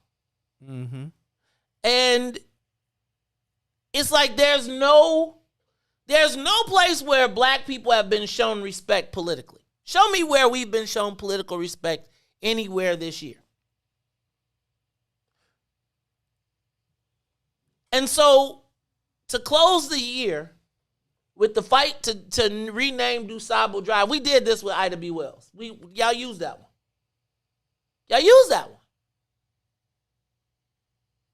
And I'm going to be honest with you, I think that now that they don't have people like Leon Finney, they don't even have the ability to mobilize people like that.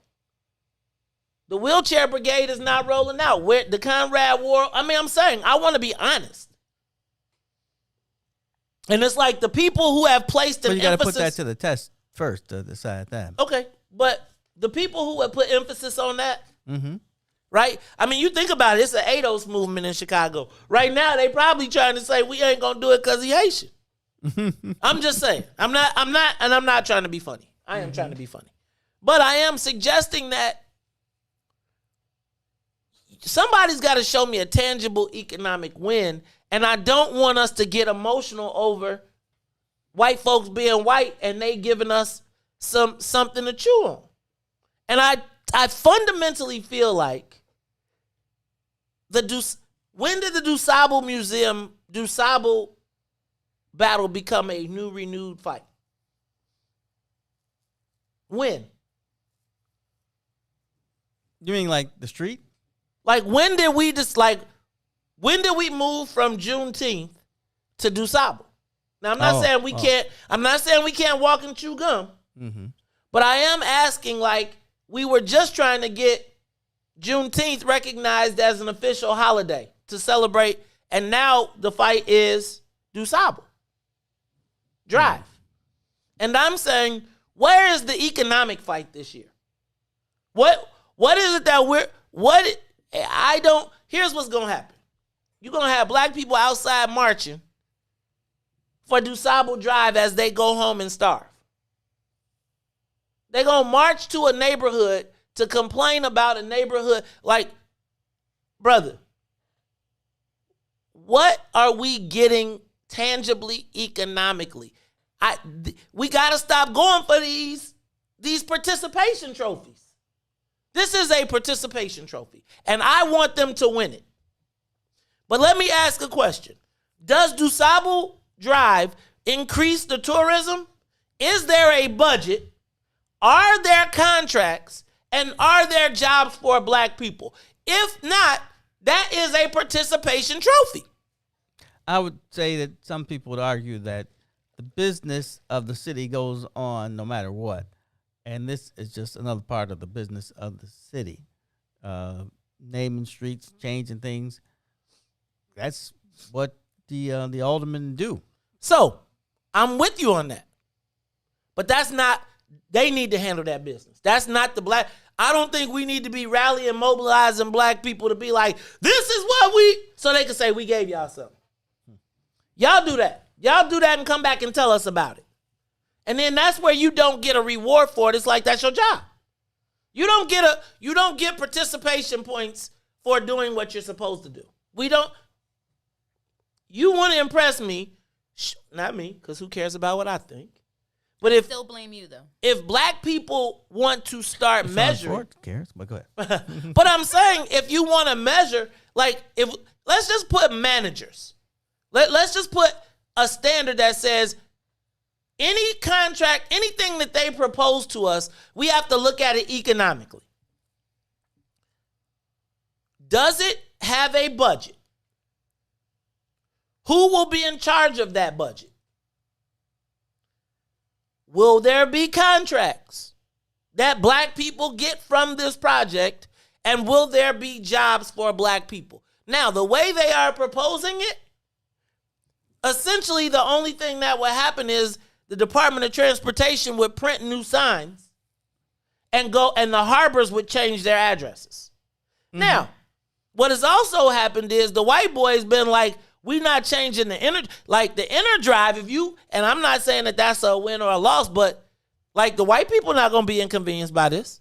They like, y'all can have all that, but we not changing where our businesses are because they don't want, can you imagine somebody that's got a business on 1000 North Lakeshore Drive changing to 1000 North Dusable Drive? Or a condo. Right. You crazy. Them white people like, you better keep that stuff south. It's the Maze Jackson Show. We'll be back. The Maze Jackson Show. We'll be back after this break. You're listening to I Said What I Said with Toussaint Warner and Herb Howard. We have a very, very special guest, man, joining us on today's show. Walter Beach, he's my godfather and one of two of the dopest black men I've met in my entire life. This is how I always introduce myself. I'm black in attitude, I'm black in behavior, I'm black in belief and thought, and I'm African in spirit. I accept and acknowledge the fact of my African self being intuitively and have developed the cognitive strength to function as a black man in America. As an African black man, my hypocrisy manifests as silent rage. I must decide what my relationship to racism will be. Only I can say when and where I enter my manhood with quiet, undisputed dignity, without violence or special patronage, asking no quarters and giving no quarters. When and where I enter, I take with me my people. That's what the sovereignty that Toussaint was talking about means to me. I'm a sovereign human being. And like he was talking about in that point that we made in Amistad when we was talking about, all of our species demands to be free. They may not have the power to prevent it, but they just demands it. And that's what they do. That's what the struggle is about. This is retired State Senator Ricky Hendon. This is my new song, Be My Christmas. It's on my House Party CD, produced by house music icon King Farley. It's available on my website, HollywoodHendon.com. And this is our new song, We Getting Lit. The album also has songs like Rona Money. Get the House Party CD in time for Christmas and New Year's Eve. This is the king of house music, Farley Jack Master Funk, and I endorse Hollywood Ricky Hendon. Let's go to work. Where my steppers at?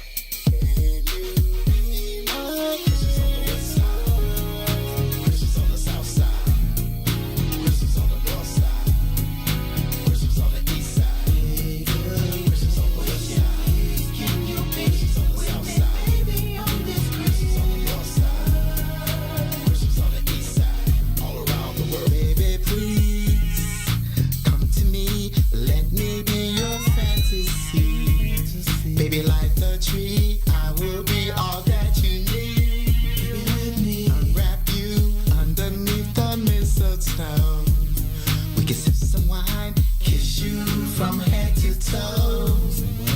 Baby, don't you ever let me go.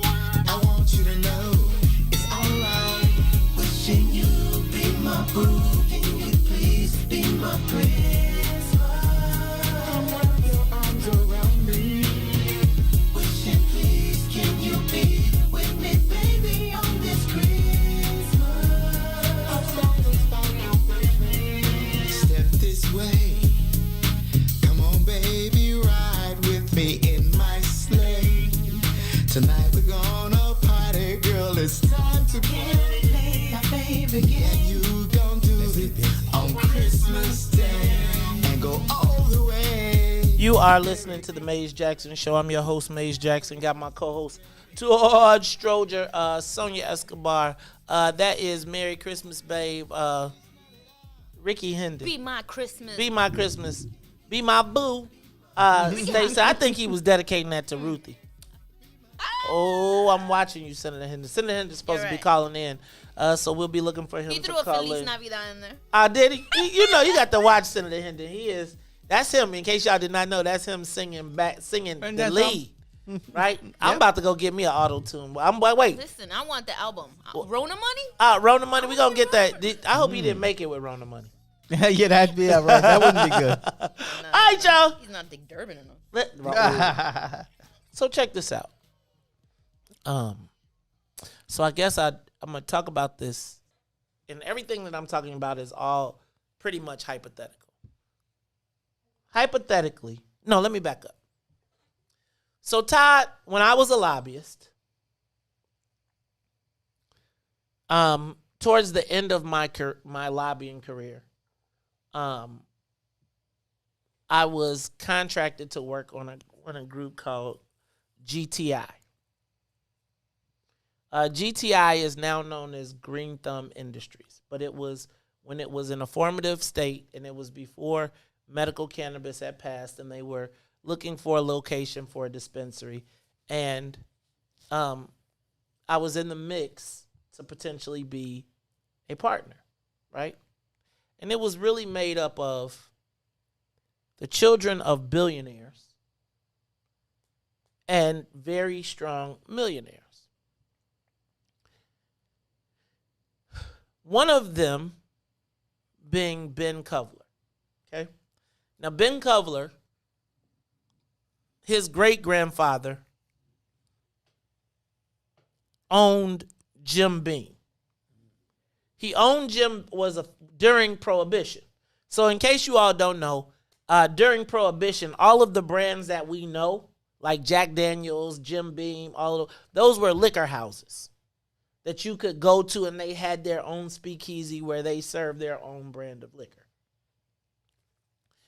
And his grandfather, when Prohibition ended, owned a liquor house and was able to convert that into what became eventually Jim Beam. At the time we met, he had sold the company, Jim Beam, which was based out in the suburbs, like I want to say Schaumburg-ish area, for $17.9 billion. Now, in my life, I could never imagine someone owning a company like that and saying we're going to sell it for $17.9 billion. Like, it's just unfathomable. And I mean, he was running, and you see just a plain old white kid, clothes don't fit, right? He invites me to the office. It's on the 100th floor of the freaking John Hancock building. And Todd, are showing me, because I wanted to be educated on the weed business, because they were talking about it. And so I was trying to be educated. So he was like, come up to our offices and you can read the books and you can see what we're talking about. And literally, they had taken the process that some of my cousin and them knew in college and written it officially, talking about cannabis, talking about weed, shake, keef, all of the things that we had heard, we knew about on the street. And they had repackaged it and put it in nice fancy words, added some terpenes and some other stuff, and essentially had written the street game for white people. And I remember him telling me, I said, Ben, you got a $17 billion company. Why would you sell the $17 billion company to get into weed? And he said, because this is Prohibition. We envision this as being Prohibition 2.0. Right. Now, hear me out. He said, we envision this being Prohibition 2.0. They were going to take an illicit business and convert it to legal and then make another millions and billions of dollars off of this in the new market that was emerging. Now, I was not successful in helping them acquire what they were trying to acquire. So immediately, like, they was all super cool. We love you to death. The second they didn't get what they wanted, they was like, man, why we got to cut you in? Bye. Right, don't call back, please. Right. And then So that was my first experience with one of the 3 largest companies. Quite frankly, actually, it was during the time when Carl West and I were working together, and I actually had Ben Kovler. Ben Kovler, the $17 billion salesperson, was actually addressing black people on the business because I was trying to get black people in the business in the basement of Northeastern Illinois University, and the black folks didn't really get it. So it's like you got a billionaire here, and they like, man, what? And it's like the wrong questions being asked. But I'm not tripping. I then get a phone call a couple years ago as the new cannabis is moving through. And it is from a company that offers me the opportunity to bring in an investor group. So we raise approximately $1 million and come to the table. And to buy our own interest. We didn't want to give it. We just wanted to buy in to the business. And they were all about it until the law passed, and then they realized that they didn't need you? They didn't need us. And so they didn't want our money. They didn't want anything, and they kicked us to the curb. Mm-hmm. They are now positioned to sell their company for $2.9 billion. Not sell it. Put it on the trade it publicly, and they are looking for a $2.9 billion valuation. They're the IPO that they were talking about. But they're right. But they're going to do it in Canada because it's illegal in the States right now. So they're going to open up on the Canadian border trade. Those 2 companies now stand to become the largest cannabis companies in the world. Add to that Cresco. Right. And you have now, centered in Illinois, in less than a year, 3 of the 5 largest cannabis companies in the world headquartered in Chicago. Wow. That's something. I didn't see that coming. 3 of the largest, think about Chicago, Illinois, right now is the cannabis capital of the continent. Even though I do remember, I don't know if it was last year or earlier this year, people saying that they were waiting to see what happened in Illinois, and then the rest of the states who were interested were going to probably copy what Illinois does. So I guess they figured, okay, we can make more white people rich. And now, though, the companies created in Illinois now have the leg room to step into all the other places and now are the largest multi-state operators in the country. All this, hear me out. I want to make sure that I'm not doing anything that would cause trouble. But think about this. At the same time, in what at one point was labeled the most gangster city in the country, some white pencil neck geeks came in here and out-gangstered every gangster in the city of Chicago to create multi-billion-dollar corporations off of the business plans that black people wrote. Mm-hmm. I'm telling you, when you go up to these corporations and you read their business plan, I promise you, you would think that they literally sat down next to my cousin, roped his operation, and then said, this is how we're going to expand it. Now, at the same time that Illinois has become the cannabis capital of the world, we effectively managed, while we're fighting for Dusable Drive, we effectively managed the opportunity to cut every black person in the city out. Think about that. They created a new multi-billion-dollar platform. And what did I tell you Ben Kovler told me? What did he say? Ben Kovler told me that cannabis was Prohibition 2.0. Right. Check out what the paper just reported, tax revenues this year. This last month, Illinois raised $22.8 million in cannabis revenue taxes. Last month, the state collected $22.8 million in cannabis revenue taxes. Last month, For alcohol, they only collected $25,700,000. So next year, literally, the tax on cannabis will be more valuable than the whole entire liquor industry. Wow. In 1 year. 1 year. Now, during that time, at the city, county, and state level, at a place where we have the most black elected officials in the country, a mug told me about chess and checkers yesterday. No. Chess and checkers. But you say that. $1 billion. The cannabis, let this sink in. Not California, not Colorado, but Chicago, Illinois, in the midst of the pandemic, where Negroes are standing outside still selling dimes. Well, you can't buy a dime. Dubs. At a place where our shooters are shooting us,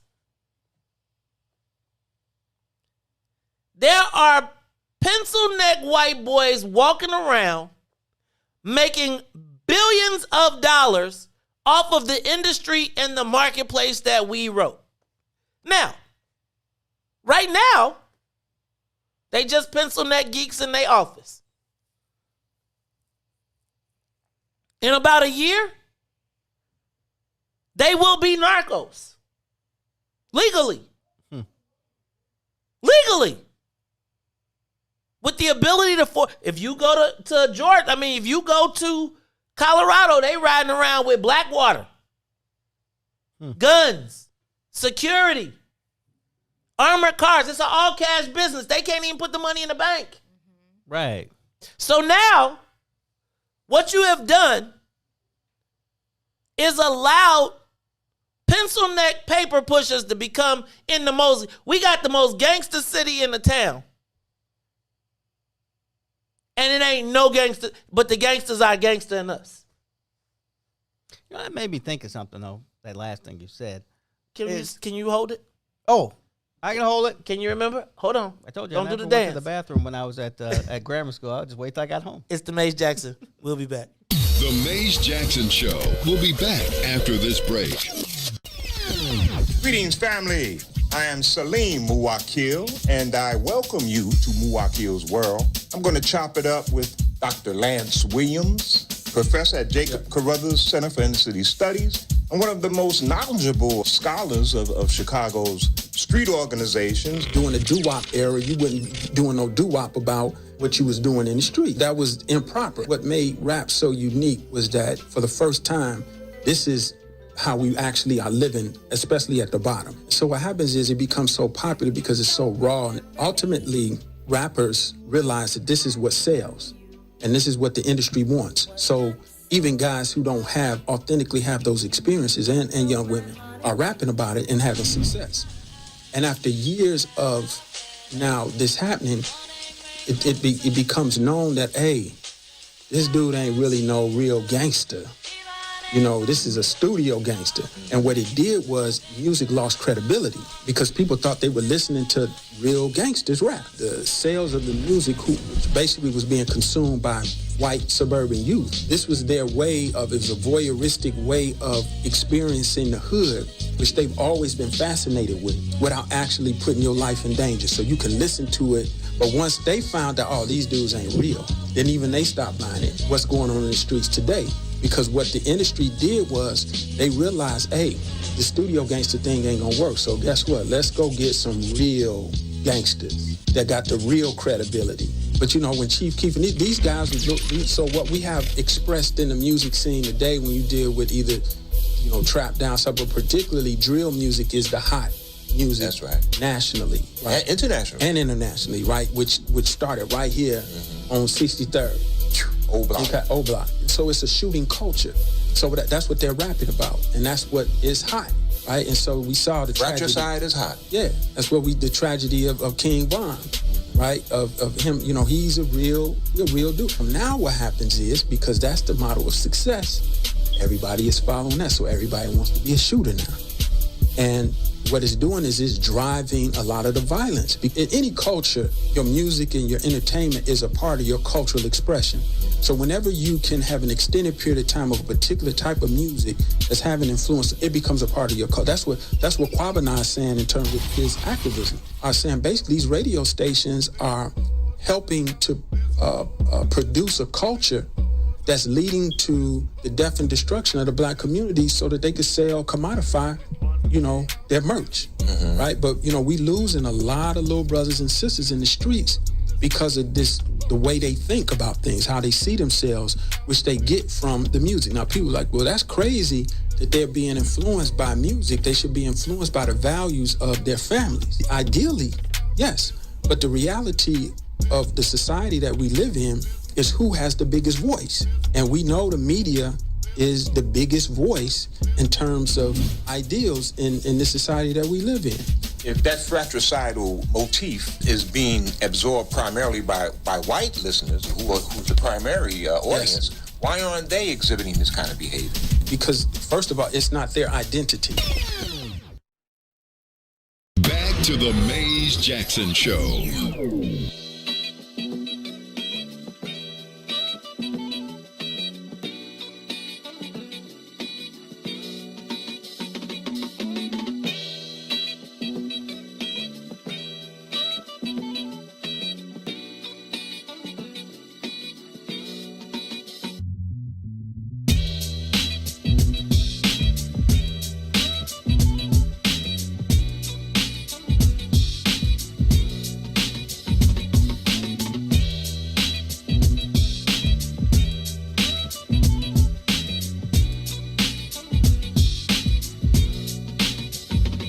You are listening to the Maze Jackson Show. I'm your host, Maze Jackson. Got my co-host, Todd Stroger.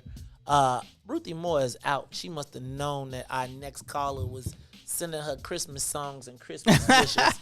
She was like, I heard the Chris. I think Senator Hendon is sending subliminals to Chris. What do you think? He's a homosexual? A homosexual. What is a homosexual? I'm trying to find. You've been listening to his list. But No, Senator Hendon got he got a fat crib on the west side. Yeah, I think you're right. Senator Hendon is on the live line. Senator Hendon, the artiste. He got a house music. We getting lit too. What's up, Senator? How you feeling this morning? Oh, hold on, Senator. Hold on. Oh yeah. We can't hear you yet. Maze, he got to get on the floor and start unplugging things and plugging things right. I'll give it to Maze. He a worker bee. He wants his. Of course, he doesn't know what's left and what's right. He's like he's pulling cords, and if Sonia falls over, he's like, oh, that's the one. So you'll be on very shortly. Static. All right. Hey, that's my man. Oh no, you're gone. Hey, are you back?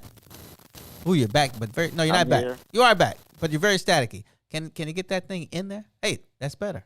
Are you here now? But he's not here. I can hear you. Oh, he can hear us. Okay, we're good. This sounds great. Maze, you're a genius. Nah, you know what? We're trying to use two outlets. What's up, Senator? This Maze Jackson. What's up, man? First of all, Senator Hendon, what drove you to make this music, man? You got us around here getting lit. Carrie was like, that's kind of catchy. Play it again. What's going on, man? You out here doing your thing with this music. I'm going to start singing Santa Claus Go Straight to the Ghetto for Todd. Yeah, you got to throw back for me. All right, Senator, what's going on, man, with this cannabis, man? Did you see this, that Illinois is going to be the cannabis capital of the country, of the world, man? Well, Chicago is the largest market, the largest blooming market in the world. And like you said, black folks is left out as usual. We got all these black elected officials in leadership positions, and we don't have nothing to show for it. I mean, absolutely zero. I heard your show yesterday with LaShawn Ford on, and one thing LaShawn forgot to say is he's the only one fighting for us in this cannabis industry that would allow us to have at least a piece of the action. He's the only one. He's trying to do a trailer bill. The white folks told him recently that everything was going the way that we were asking, which was to limit how many chances these big companies like the green thumbs of the world could have. They can only get 10 licenses. Some of them got 50 chances in the lottery. It was a rigged system.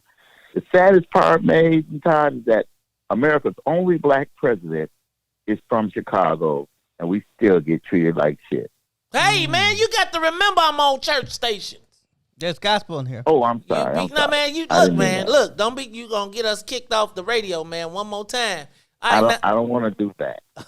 We get treated horribly. We get treated worse than black people did in slavery by these white people, and the black leadership is allowing it to happen. That's because, well, Senator, I mean, I guess, did you listen to the interview yesterday? Apparently it's because we won't get behind the black elected officials to support them. I don't know what we're supposed to get behind them in support of. Well, they're supposed to be getting behind us to support us. We voted them in office.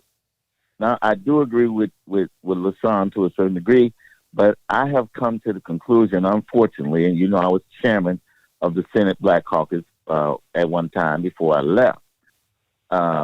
You can't unify with people who unified with your enemy. It just don't make no sense. If they are with the enemy, and many, I mean, I'm sure, Todd, you remember my commercial I ran saying, flush the toilet. You know, it's time for enema in the black community politically.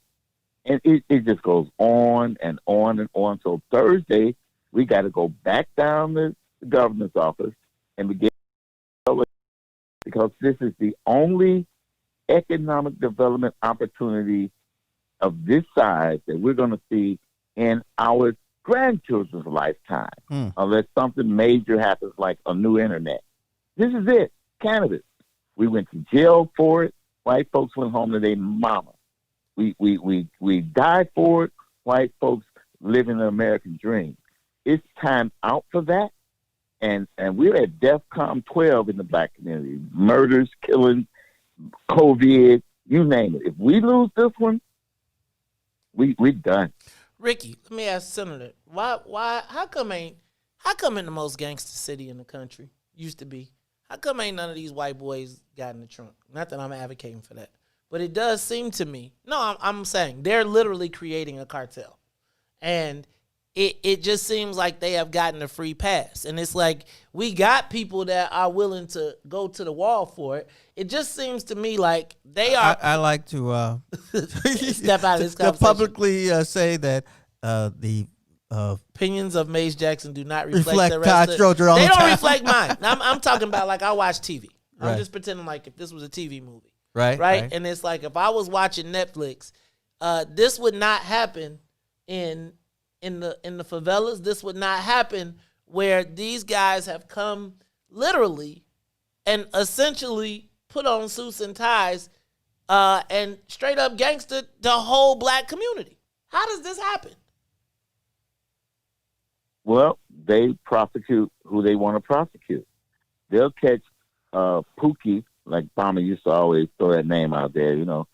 And with $5 worth of weed, he going to jail. In fact, right now, we are slowly, it should be faster, letting out like 600,000 black people out of jail for cannabis.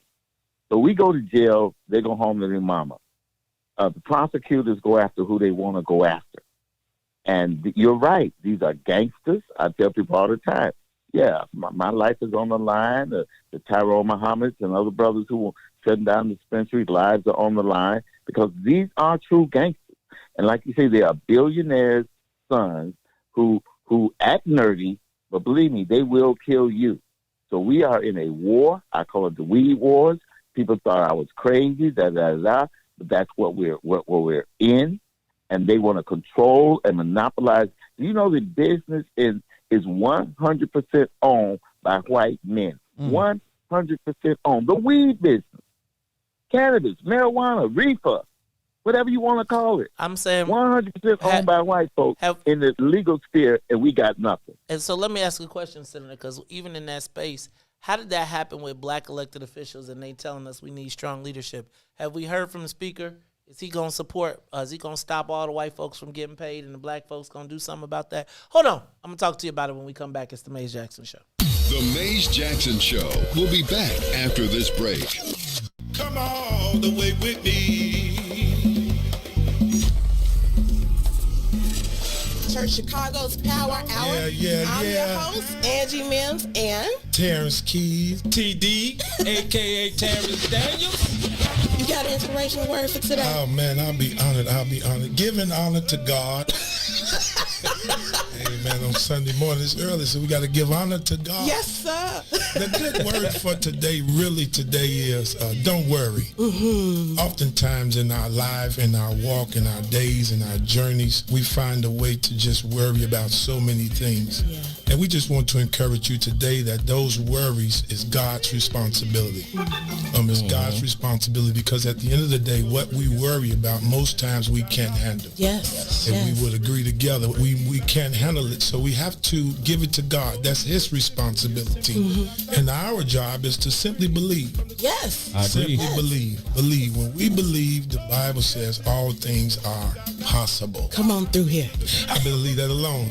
Preaching already. You feel it? So be anxious for nothing. Even the Bible says don't worry about anything. In Matthew 6:33 it says don't worry about anything, but seek ye first the kingdom of God and his righteousness, and all these other things be added unto you. So we're here to encourage you. And I think that when we came on with the show, God's going to turn it around. A lot of people are kind of depressed and they feel like they've lost a lot of loved ones. We're into the thousands with deaths and COVID. But do you believe that God's going to turn it around? I got to believe. I mean, seriously. Why? Because he's did it before. Come on. And he'll do it again. I believe. Yes. That you can do it again. Yes. Yeah. Come on here. Come on, I better leave that alone. Somebody calling you right now. Somebody calling you right now. If it ain't one thing, I better go. God's going to turn it around. And I feel like we have to encourage the people, because so many people are just truly depressed. They're going through the holiday blues, and we want you to know that you don't have to be discouraged. But you can, in fact, be encouraged, because God's going to turn it around. I wish I had one witness in the house. You got one. Got a couple of them. Got two T's. Give me a testimony. Oh, Lord. He's did it before. Oh, Lord. I got one. Better. I got 5 reasons. 5 reasons. Oh, Lord. He turned it around. Turn it around. He woke me up this morning. Oh, don't do this. Don't do this. Number 4. He woke me up this morning. Come on, number 3. Come. He woke me up. Oh, Lord. He woke you up. That thing can touch you much. One of them 5s will get you. What's the second one? He woke me up. Yes, sir. Yes, sir. Oh, my God. And the number 1 reason. Number 1. Final answer. He woke me up this morning. He woke me up this morning. That's a testimony. That's a testimony.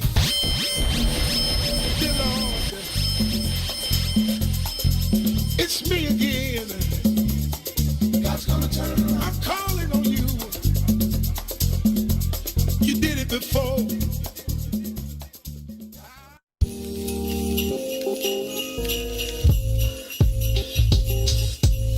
Hey family, this is Lisa E. from the Book of Dawn, and I want to wish everybody a very happy holiday season, and be safe. We love you. You are listening to the most dangerous show in the morning. This is What's in It for the Black People Radio. Maze Jackson. Maze Jackson, the most vociferous advocate for black people in the world.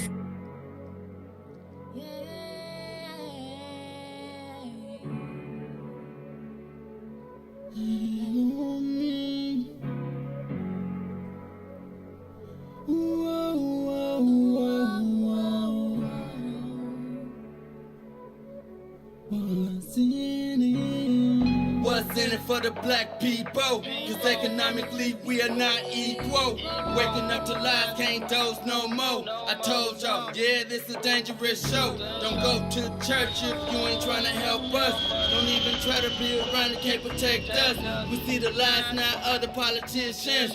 We need money and no symbolism. It's Maze and Sonia and Ruthie and Todd explaining how we all come from God, giving us tools to beat the odds. If we united, our movement gon' stop. If they ain't tryna help us, they ain't tryna do nothing. We gotta do something, we gotta stop running. It's time to confront the problem. Really, you expect your oppressor to solve on?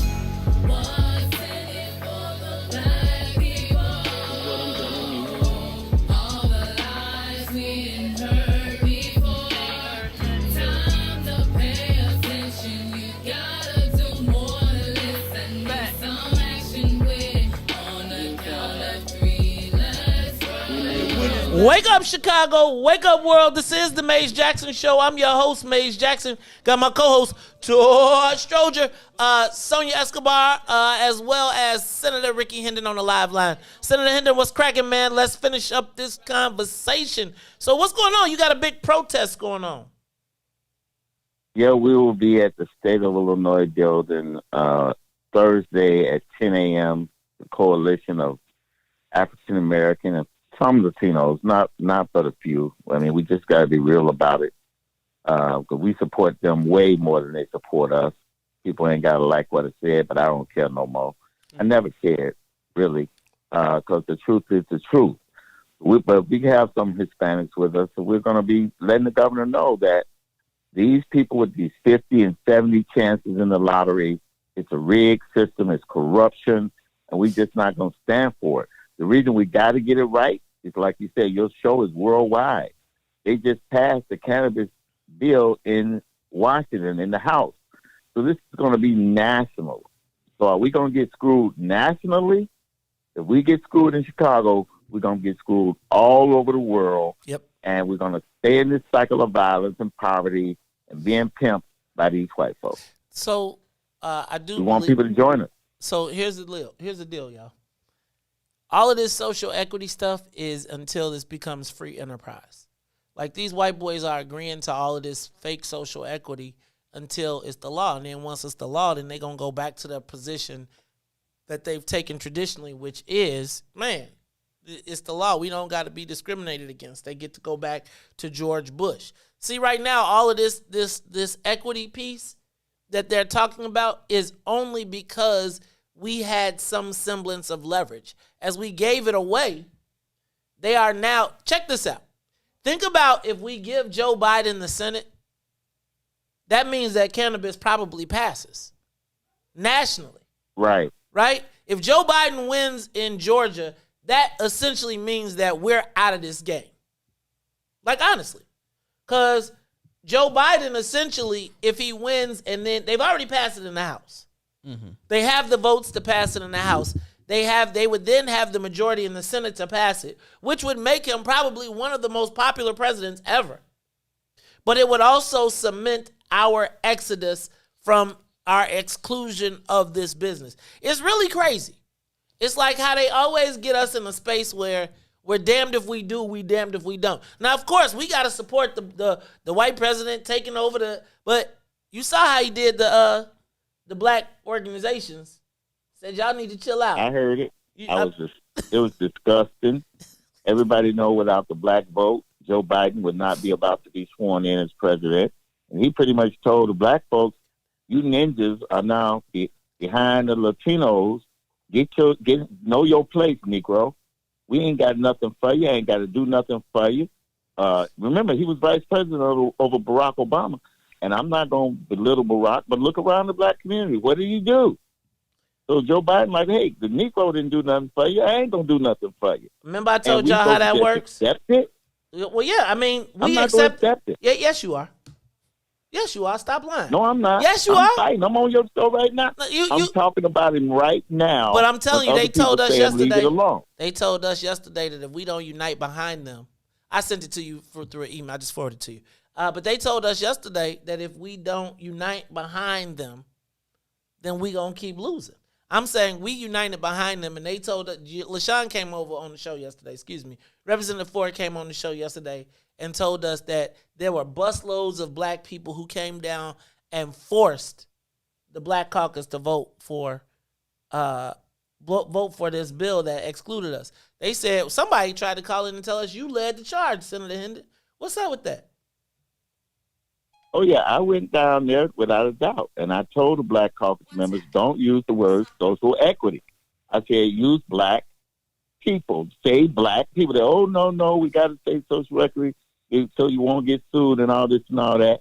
And there were many of us who told them how this was going to end. And the cannabis czar told me if I wanted to be senator, I shouldn't have never left.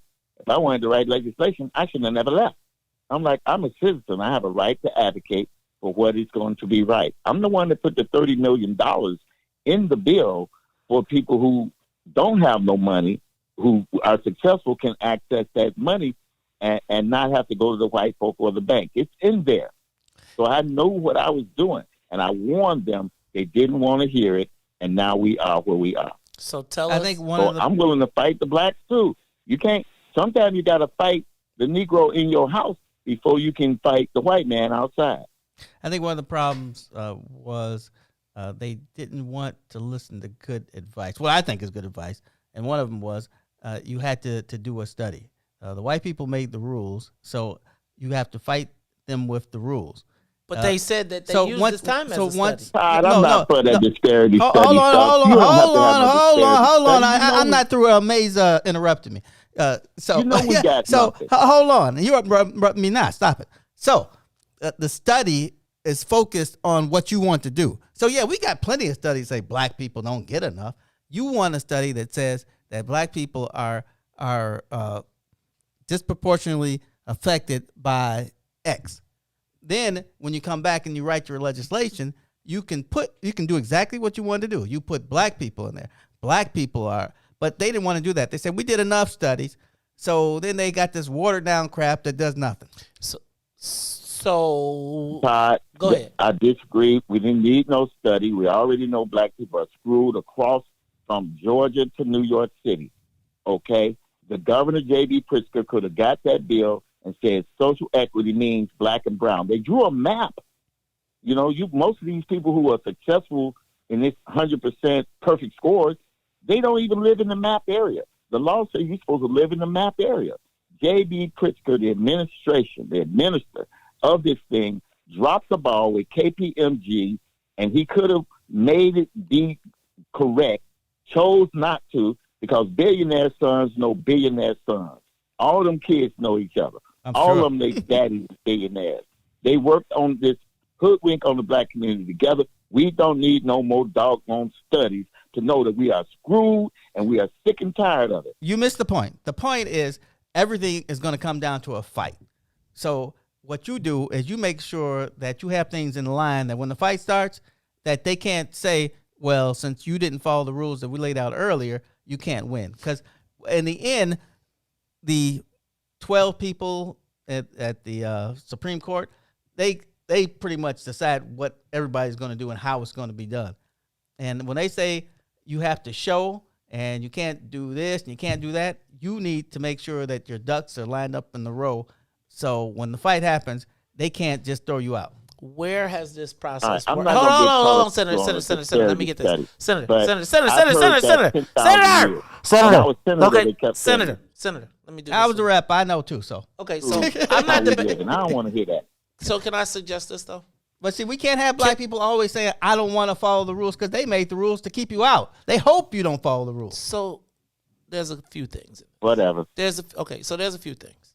First of all, our lawmakers act like they didn't have a say in the rules. Secondly, Todd, while I would agree with you on the whole concept of a study, what the white boys did was use this period, this year, this whole time where they made the hundreds of $millions to study how they got rich. Right? Now, we were supposed to take that first wave and use that study to inform these next 75 licenses. That didn't happen. So when you hear Toy come up and say, we have plenty of time because we were supposed to anticipate this, they were supposed to study that first time that gave everybody the head start. Now now that they did that study and we saw that there's no black participation, we're back at square one. Zero. And now Toy is saying we need to do another study and the Negroes need to wait another term, which would be another 2 years, while they're making $1 billion a year. So they're going to be made $3-4 billion while we study it. Can I ask, there is some where's kind the of study? saying, Where has the study worked? Poor preparation gives you poor performance. So where Something like has that. a study worked? Give me an example, because I know that the 2014 disparity study told us that there was only $320,000 out of $81 million budget that went to Chicago State, that went to black people. So we've seen disparity studies. Well, you just asked the question. I was going to try to. Okay, give me an example of where we've seen the disparity study work for black people. So once you get the disparity study, then you have to have an action. There has been no action. So I'll give it to you. I think the Black Caucus has dropped the ball on a lot of things. Once you have what you need, you have to put something together and then fight for it. And they haven't fought for Chicago State, in my opinion. Chairman of the Black Caucus went to Politico, told Politico that they were surprised that after 10 years of reviewing everything that they had done, that nothing had changed, right? So the disparity studies were all in that mix, all of the fact of the education, the healthcare, all the same stuff that they sell us as to why they need Madigan, right, is all of the same stuff that we're now saying we got to recreate to get a space in this business. No, it's just crazy to me because that the three of us are discussing this, and nothing has happened. That goes to show you that there was no plan of action. Having a study doesn't do you any good. There was a plan of action. The plan of action. Can we talk about that? Go ahead, quickly. The plan of action. There was a plan of action, though. Cut the Negroes out. Go ahead. That's not a plan. That was. The white people did it, and the Negroes executed it. But that's not our plan, I hope. It seems to be the Black Caucuses, but no, it's my fault. I did it. According to the, it's my fault. Go ahead, Senator. Tell us. Mays. Right, that's what it is. Go ahead, Senator. Here's my point. We only have one option, and that's to fight like we've never fought before. We got to fight. All of our civil rights organizations, the big ones, are obsolete now. Ain't nobody argue that. You can't argue that. NAACP, Urban League, Operation Push, they're obsolete. They're doing nothing for the black community right now. I'm sorry to say it, but it's the truth. So we got to fight for our lives. Screw a study. Screw waiting for the next round. We got to fight for our lives, because this is what's at stake. This is what's at stake. The life and death of a black community, not only in Chicago and in Illinois, but around the world. Do you know, with all those studies, Todd, we still get 1 to 2% of the contracts for the city of Chicago, 1 or 2% of the contracts for the state of Illinois, 1 or 2% of the contracts for the county of Cook, and we done study after study after study. It's time for us to stand up and fight, and the Negroes that don't want to unite with us, we got to kill them off. Ooh, period. Goodness gracious. Can I just say this? He was listening to you. No, he wasn't listening to me, because I said we need to, instead of whacking each other, we need some. That's right. You were saying some of these white boys need to be nervous, man. They're not nervous at all. Give us a call. Let's give us a call. We're gonna continue this conversation. 872-259-7474. Senator, when we come back, we're gonna let you tell everybody about your rally on Thursday, and then we'll take calls. We'll be back. The Mays Jackson Show. We'll be back after this break. Introducing your trusted source for high-quality black emojis, better known as Blackmoji. We believe black is beautiful, and that beauty should be reflected in the digital market. Now there is an app that does just that, starting with Black Greek letter organizations. Blackmoji D9 offers more than an emoji app. It is a cultural experience of black excellence. Download the app in the Apple or Google Play Store to access a specially curated catalog of emojis representing the Divine Nine. Use the emojis to celebrate Black Greek events, acknowledge current events, support social causes, and learn about esteemed Black Greek members who blaze the trail of Black history. A portion of every subscription goes toward a scholarship fund specifically for members of Black Greek letter organizations to help keep the legacy alive. Download the Blackmoji app today. WIFTBPN. I think that the black community is starting to realize the mayor may not necessarily be an ally just because she is black. Live from What's in It for the Black Media Studio. Our representatives don't necessarily get a pass just because they're black. We've got a challenge in the black part of Chicago of holding black politicians accountable. You're listening to The Maze Jackson Show. This is Chicago, so I understand the Chicago way. I ask every day what's in it for the black people. With Maze Jackson. Come on, y'all.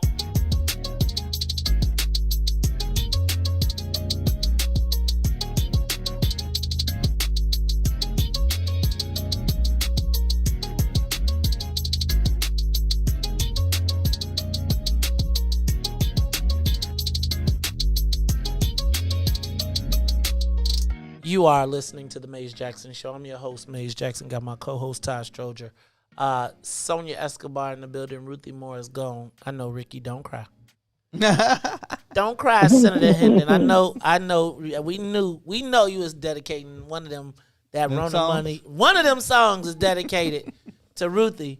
My junk, your junk. My stuff, your stuff, right here. All right, y'all. Senator Hendon, tell us about your big rally one more time in front of the governor's office, who I don't know if the governor really cares for us anyway. I mean, I think we already know. I think you might be one of the you might be one of the offensive Negroes. But go ahead. Tell us how you're going to be offensive next time. Well, first of all, let me say that's not auto-tune. I have a golden throat, okay? Golden throat? Uh-oh, be careful. Be careful. Go ahead. I'm going to let that be. But let me say this, the last thing about the study real quick. The Latinos are getting everything they want, sanctuary cities, whatever. They didn't do a study to prove whether undocumented or documented or whether it meant. Wasn't no study.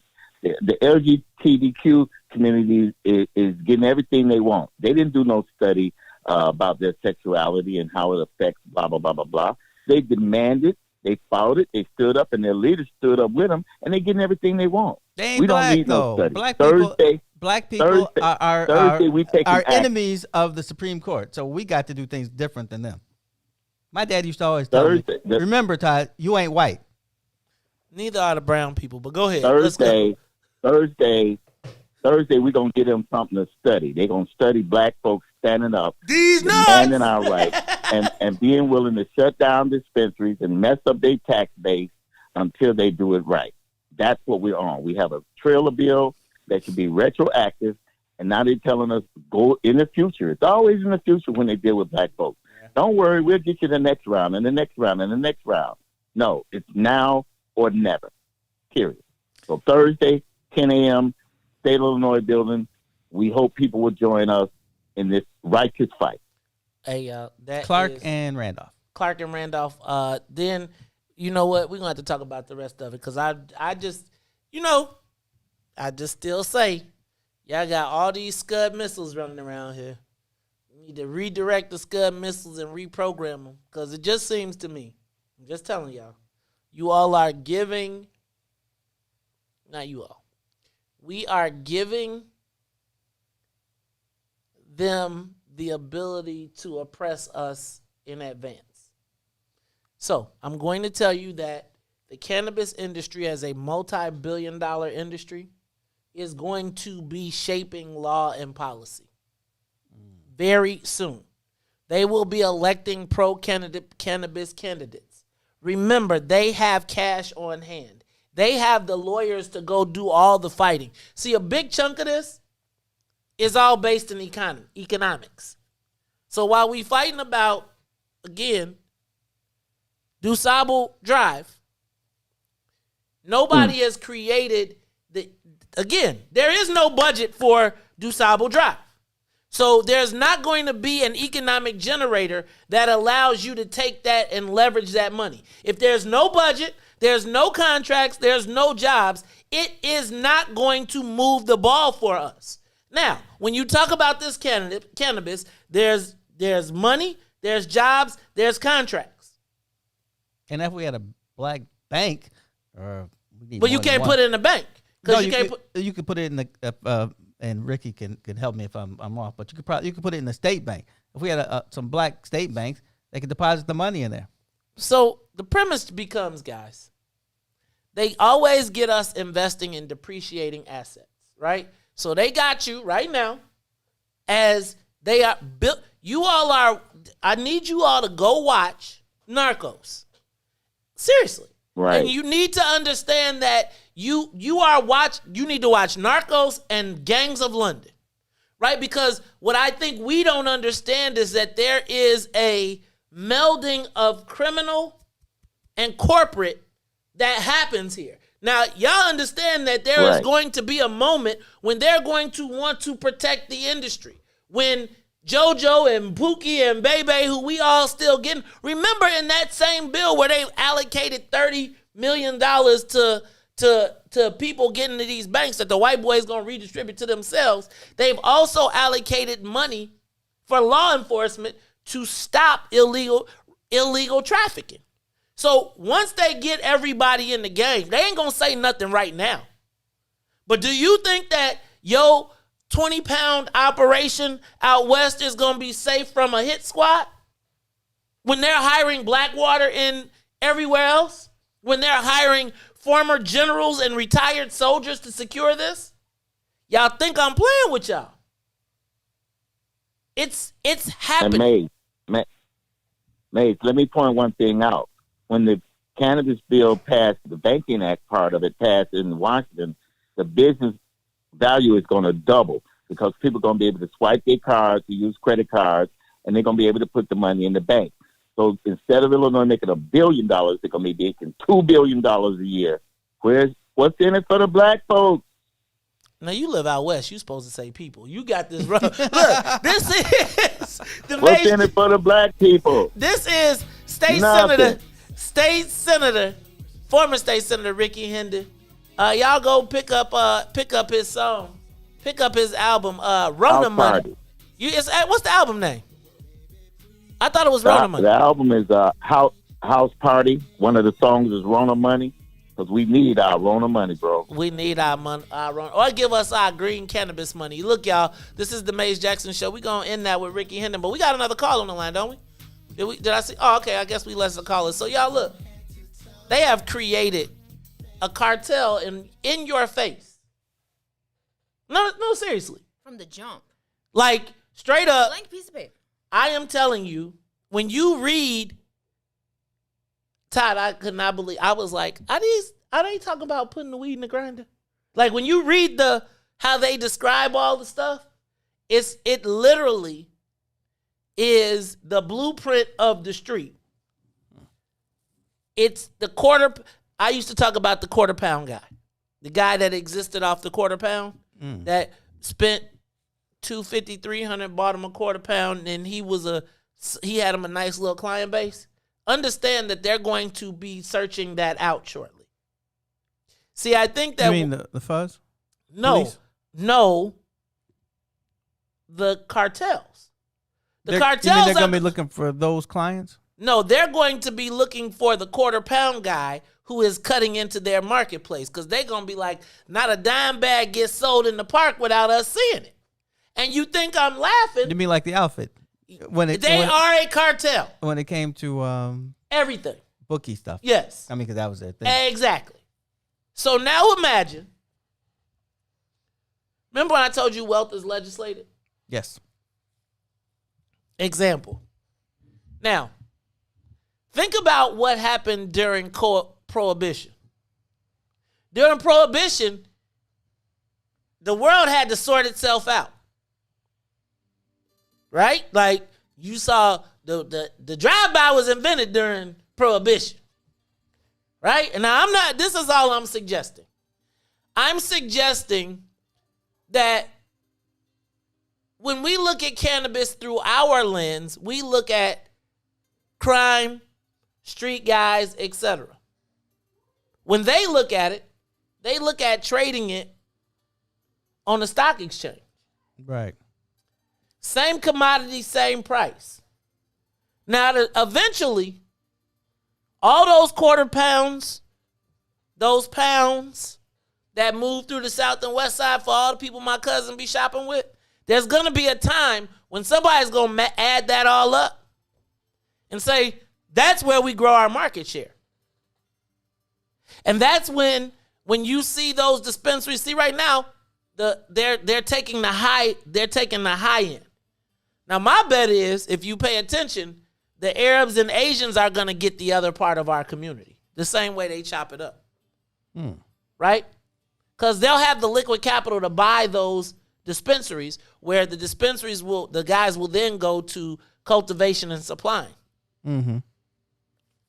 And they will control the market vertically with no black people at all. Think about the fact that Illinois is poised to become the cannabis capital of the world, right here in Chicago. And they walk amongst you. And at the same time that we getting at the highest murder rate in Chicago since 1998, there are new cartels being formed, of which there are no black. Right, and that is a tremendous problem, because how do you keep black people out of any business? The ownership is not reflected with any black people, so they have no say. There is no black cartel. There is no black enforcement. There is no black mob. Black mugs be busy shooting each other when the real targets be driving through the neighborhood. It's the Mace Jackson Show.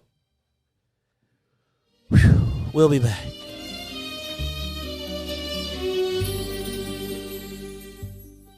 The Mace Jackson Show. We'll be back after this break. Greetings, family. I am Salim Muwakil, and I welcome you to Muwakil's World. I'm going to chop it up with Dr. Lance Williams, professor at Jacob Carruthers Center for Inner City Studies, and one of the most knowledgeable scholars of Chicago's street organizations. During the doo-wop era, you wasn't doing no doo-wop about what you was doing in the street. That was improper. What made rap so unique was that for the first time, this is how we actually are living, especially at the bottom. So what happens is it becomes so popular because it's so raw. And ultimately, rappers realize that this is what sells and this is what the industry wants. So even guys who don't authentically have those experiences and young women are rapping about it and having success.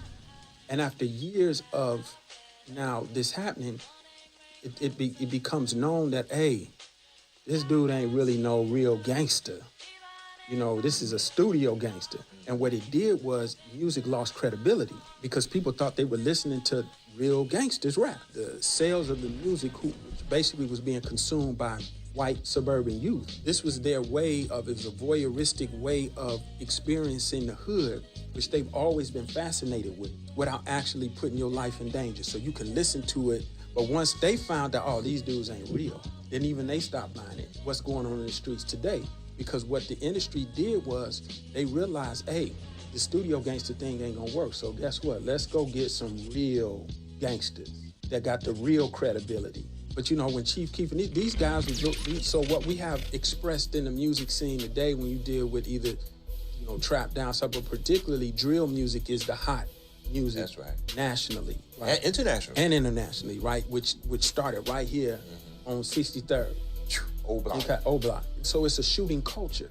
So that's what they're rapping about, and that's what is hot, right? And so we saw the tragedy. Fratricide is hot. Yeah, that's what the tragedy of King Von, right? Of him, you know, he's a real dude. Now what happens is, because that's the model of success, everybody is following that. So everybody wants to be a shooter now, and what it's doing is it's driving a lot of the violence. In any culture, your music and your entertainment is a part of your cultural expression.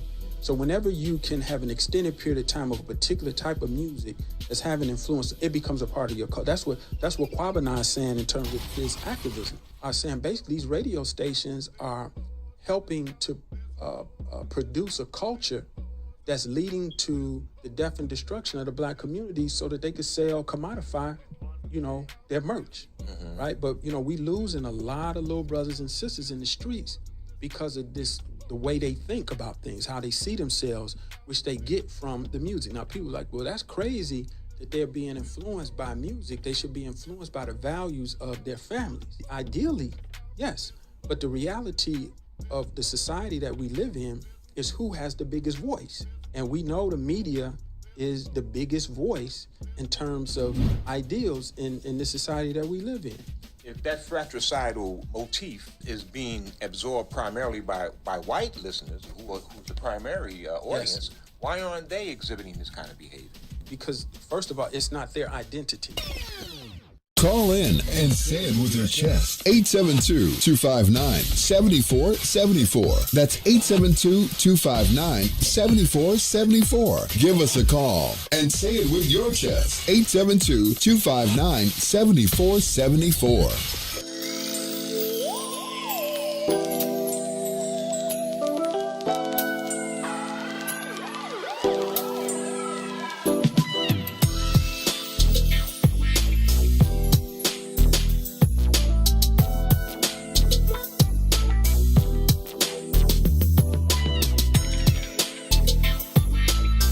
You are listening to the Maze Jackson Show. I'm your host, Maze Jackson. Got my co-host, Todd Stroger. Todd, that conversation took a little longer than I anticipated.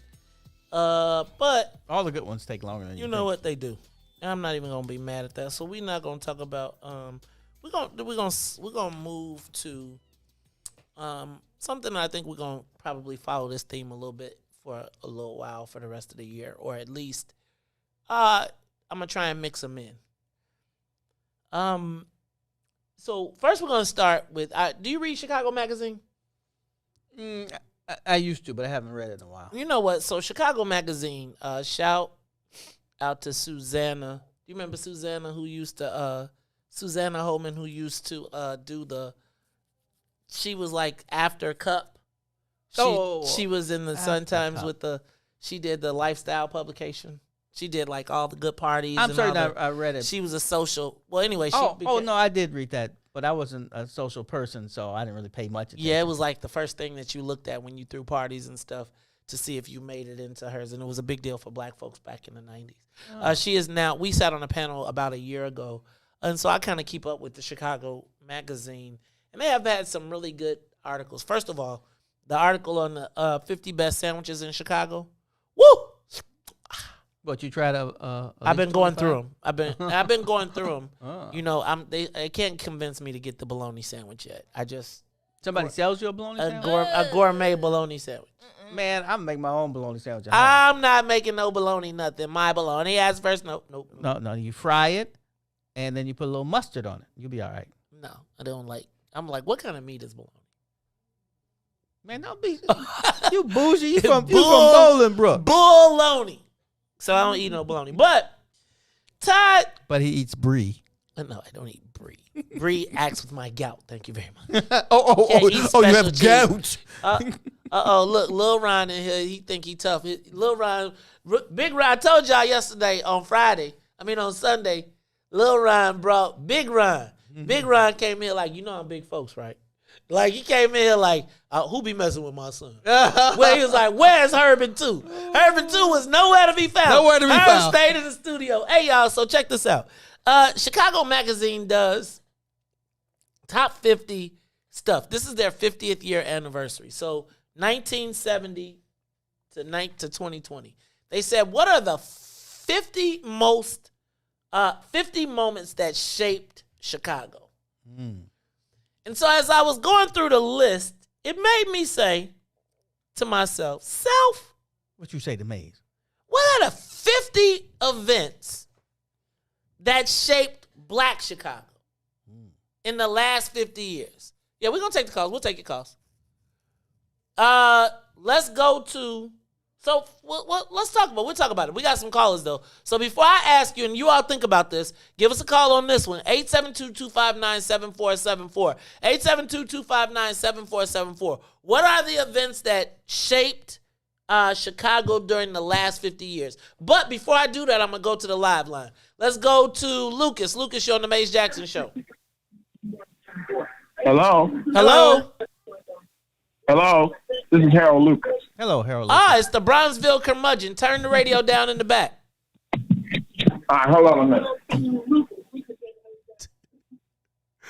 All right, what's up, sir? Have we brought up the name of Bridget Degnan in this conversation with Rick Hamden? Did that come up her name? Whose name? Huh? Whose name? Brendan Degnan. Bridget Degnan. Oh, no, we did not talk about Bridget Degnan in the mix. Why did y'all not talk about the role that Bridget Degnan played and how she was facilitated for 3 years in the Illinois Department of Finance to set the infrastructure to shut black people out of the marijuana industry in Chicago, and how she then went from there to the Cook County Board, and how she is in fact either the daughter or the niece or some relative to Tim Dagan and the right-hand man to Richard M. Daley. How come that conversation has not been on the airwaves? Hey, brother, it just did.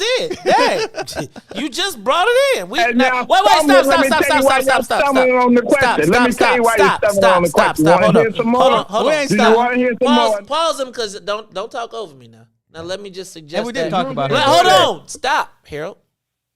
We talked about this extensively for about an hour about when it first broke. Right. Now, as it relates to this conversation, we were talking specifically about a specific subject. You are more than welcome to add to the conversation. But don't tell me why I didn't talk about it, because you don't know why I didn't talk about it. Quite frankly, I forgot. Now, go ahead. I don't know how you can forget if she's the key to the game. She's the key to the game. Come on. Tell us. All right, so let's get to the culture of corruption first. The culture of corruption is you always got a house Negro who would get with the white Irish in this town since Dawson and sell us out for the Negro share. And we've done that for 40 years, and we're now paying the cost. So if you don't call out the charlatan Negroes who have sold you out, the Negroes who I go right to grant, I go put the deal together, take it to my black legislators, take it to Springfield. Who did it, They Harold? go get the money and then Who did? I'm not gonna waste my time with the personalities that let other people know. I know. I'm the victim of it. Y'all stole the Supreme Life building from us, and you know it. We owned it. We won it, bought it outright, built it out, had it going, had the whole destination going. Y'all came in and shut us down. Some house Negroes aligned with Richard M. Daley, this other three-fingered Rahm Emanuel, and all you sold-out niggas who are now letting the Hispanic walk up in our community and take our stuff in our faces because y'all ain't got no power left. Oh, it's a blame Maze too. Am I still on there? You sure are. We ain't stopped you. Let me say one more. Let me say one more thing, Maze. Let me give y'all a compliment. Y'all are a breath of fresh air to the bullshit we hear on VON. What? Goodness gracious. Y'all gonna make us not be It's a church station. We won't be on this station long, will we? It's been a rough 2 hours out here. Oh, my goodness.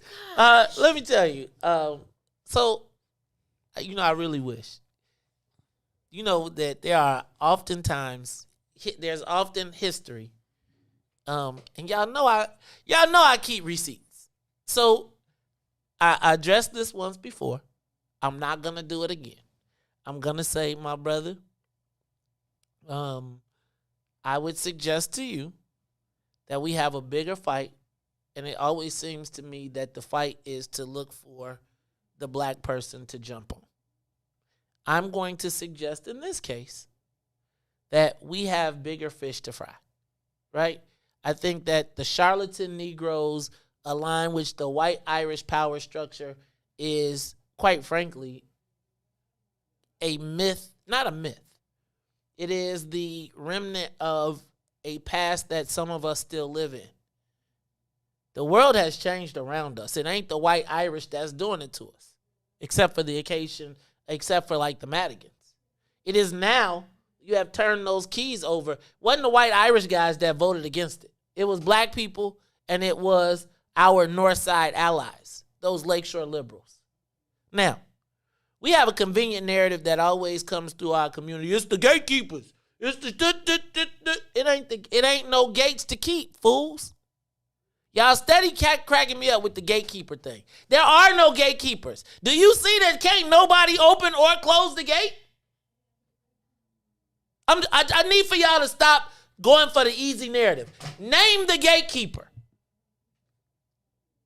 When you look at all the Madigan stuff that rolled out, there were no black people. One. And he wasn't a gatekeeper. It's like, again, y'all, there are no people with power that move the gate for black people. There isn't anybody black that that is going to change your in government. And the black people that have money are fortunate to have money outside of the city. Understand that we have all been locked out. So when you talk about the gate, we all on the other side of it. And if inside the gate you don't pay your rent, dang nabbit, I can't help nobody else. Now don't make me do it again. Don't make me.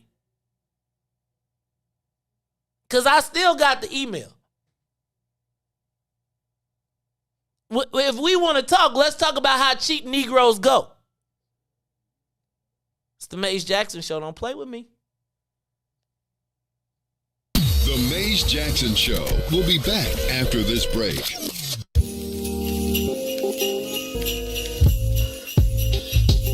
Hey family, this is Dawn Millhouse from the Book of Dawn. Christmas and holiday time means giving to me. Make certain that you give of yourself to somebody else. This is Dawn. Happy holidays from the Book of Dawn.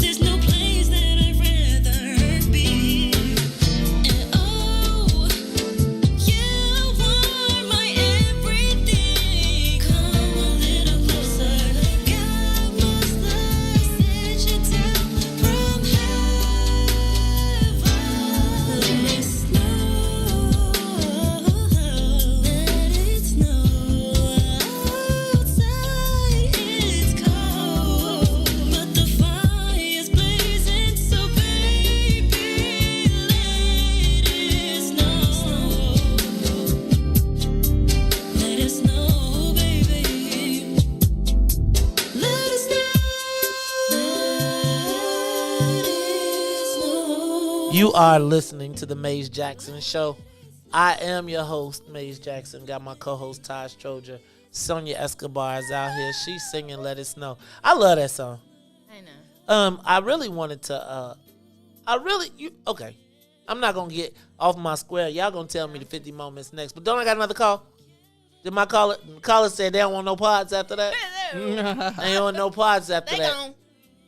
So I'm going to tell y'all. We're going to talk about this. What are the 5 most, 5 moments that shaped Black Chicago in the last 50 years?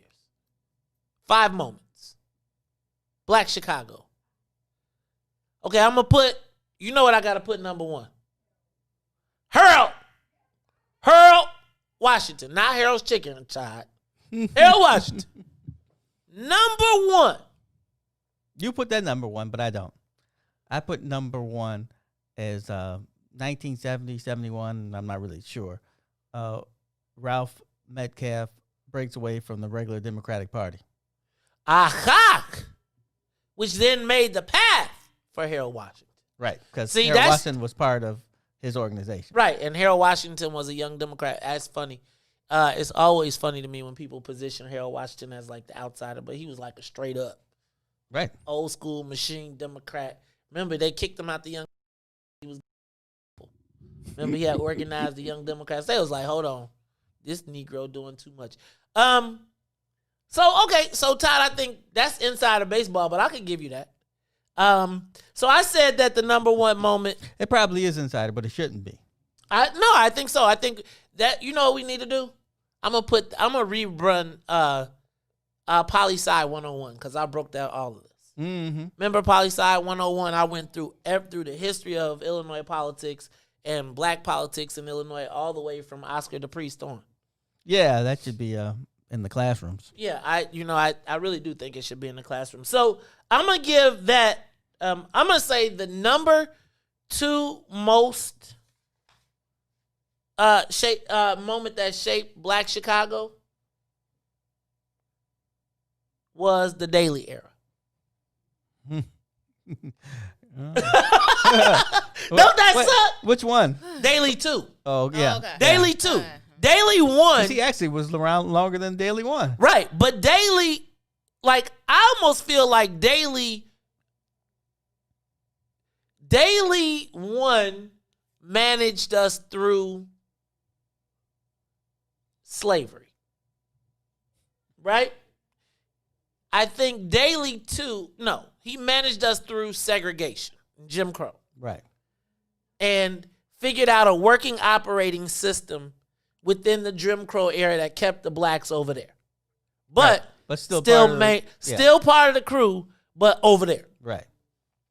I think Mayor Daley 2 finessed us out of our birthright. Like, I feel like he literally finessed us out of our birthright. I think a couple things. First, when he got elected, he ended he got rid of he made the elections nonpartisan. So he literally cut our black power ability to elect the most powerful position in quarters. Mm-hmm. Right? So now I say Daley 2, and then he ended the pact that his father had with black power that he kept at arm's length and supplanted it with Latino power and built for the future. And if you look at that Latino relationship that he built, it has been the erosion of black power, the genesis of erosion of black power, because every Irish group aligned with the Latino. Burke aligned with the Latinos, Daley aligned with the Latinos, and Madigan aligned with the Latinos at the expense of black people. So I gotta say that Daley 2 was probably the second most impactful thing that happened in Black Chicago. I can see that. 3, Laquan McDonald. The murder of Laquan McDonald. I think that it did what no election could have done. Forced a powerful Chicago mayor that had pretty much cemented his power out of office. Yeah. I mean, because quite frankly, Chicago was on the path to becoming a global city in the purest sense of that. The financial markets had arrived at Chicago, and Rahm was ruling from a perch. Mm-hmm. I think that there would have been no candidate that could have beat him were it not for the murder of Laquan McDonald, and I believe that it shifted the way our city will build for the future. Because I believe that it ushered in the era of the person of color that was not aligned with black people, which then makes us cannon fodder. Because Mayor Lightfoot, in my estimation, can do and get away with all of the things that Rahm Emanuel could not without black complicity. She can do it without. Right. She doesn't need anybody's help. She doesn't need anybody's help because the alignment of the black elected and because the black elected officials were led through the Daley era into the Rahm era, and they did not understand it. Now you have a mayor that's completely disconnected, that is whacking everything that is really removing the last vestiges of black political power. And if she gets this map, right, between her and J.B. Pritzker, if they can then start drawing square maps, that may have been the most impactful thing that happens to the to end us in these 50 years. Look, we're going to continue this conversation. So y'all got some homework to do. Tomorrow, we want you to tell us your versions of what were the things that impacted black Chicago the most in the last 50 years? Look, we got to get out of here. Somebody said Michael Jordan getting signed. That was on the list. You know what I'm saying? Somebody said Super Bowl Bears. No. What you got on that list? We'll talk about it all tomorrow. Look, for Sonia Escobar, for my co-host Todd Stroger, Ruthie Moore, who is not here, I am the host of the Maze Jackson Show, asking every single day the question, what's in it for the black people? And if you don't like it, you can still tell them. Maze said, we out of here. Peace.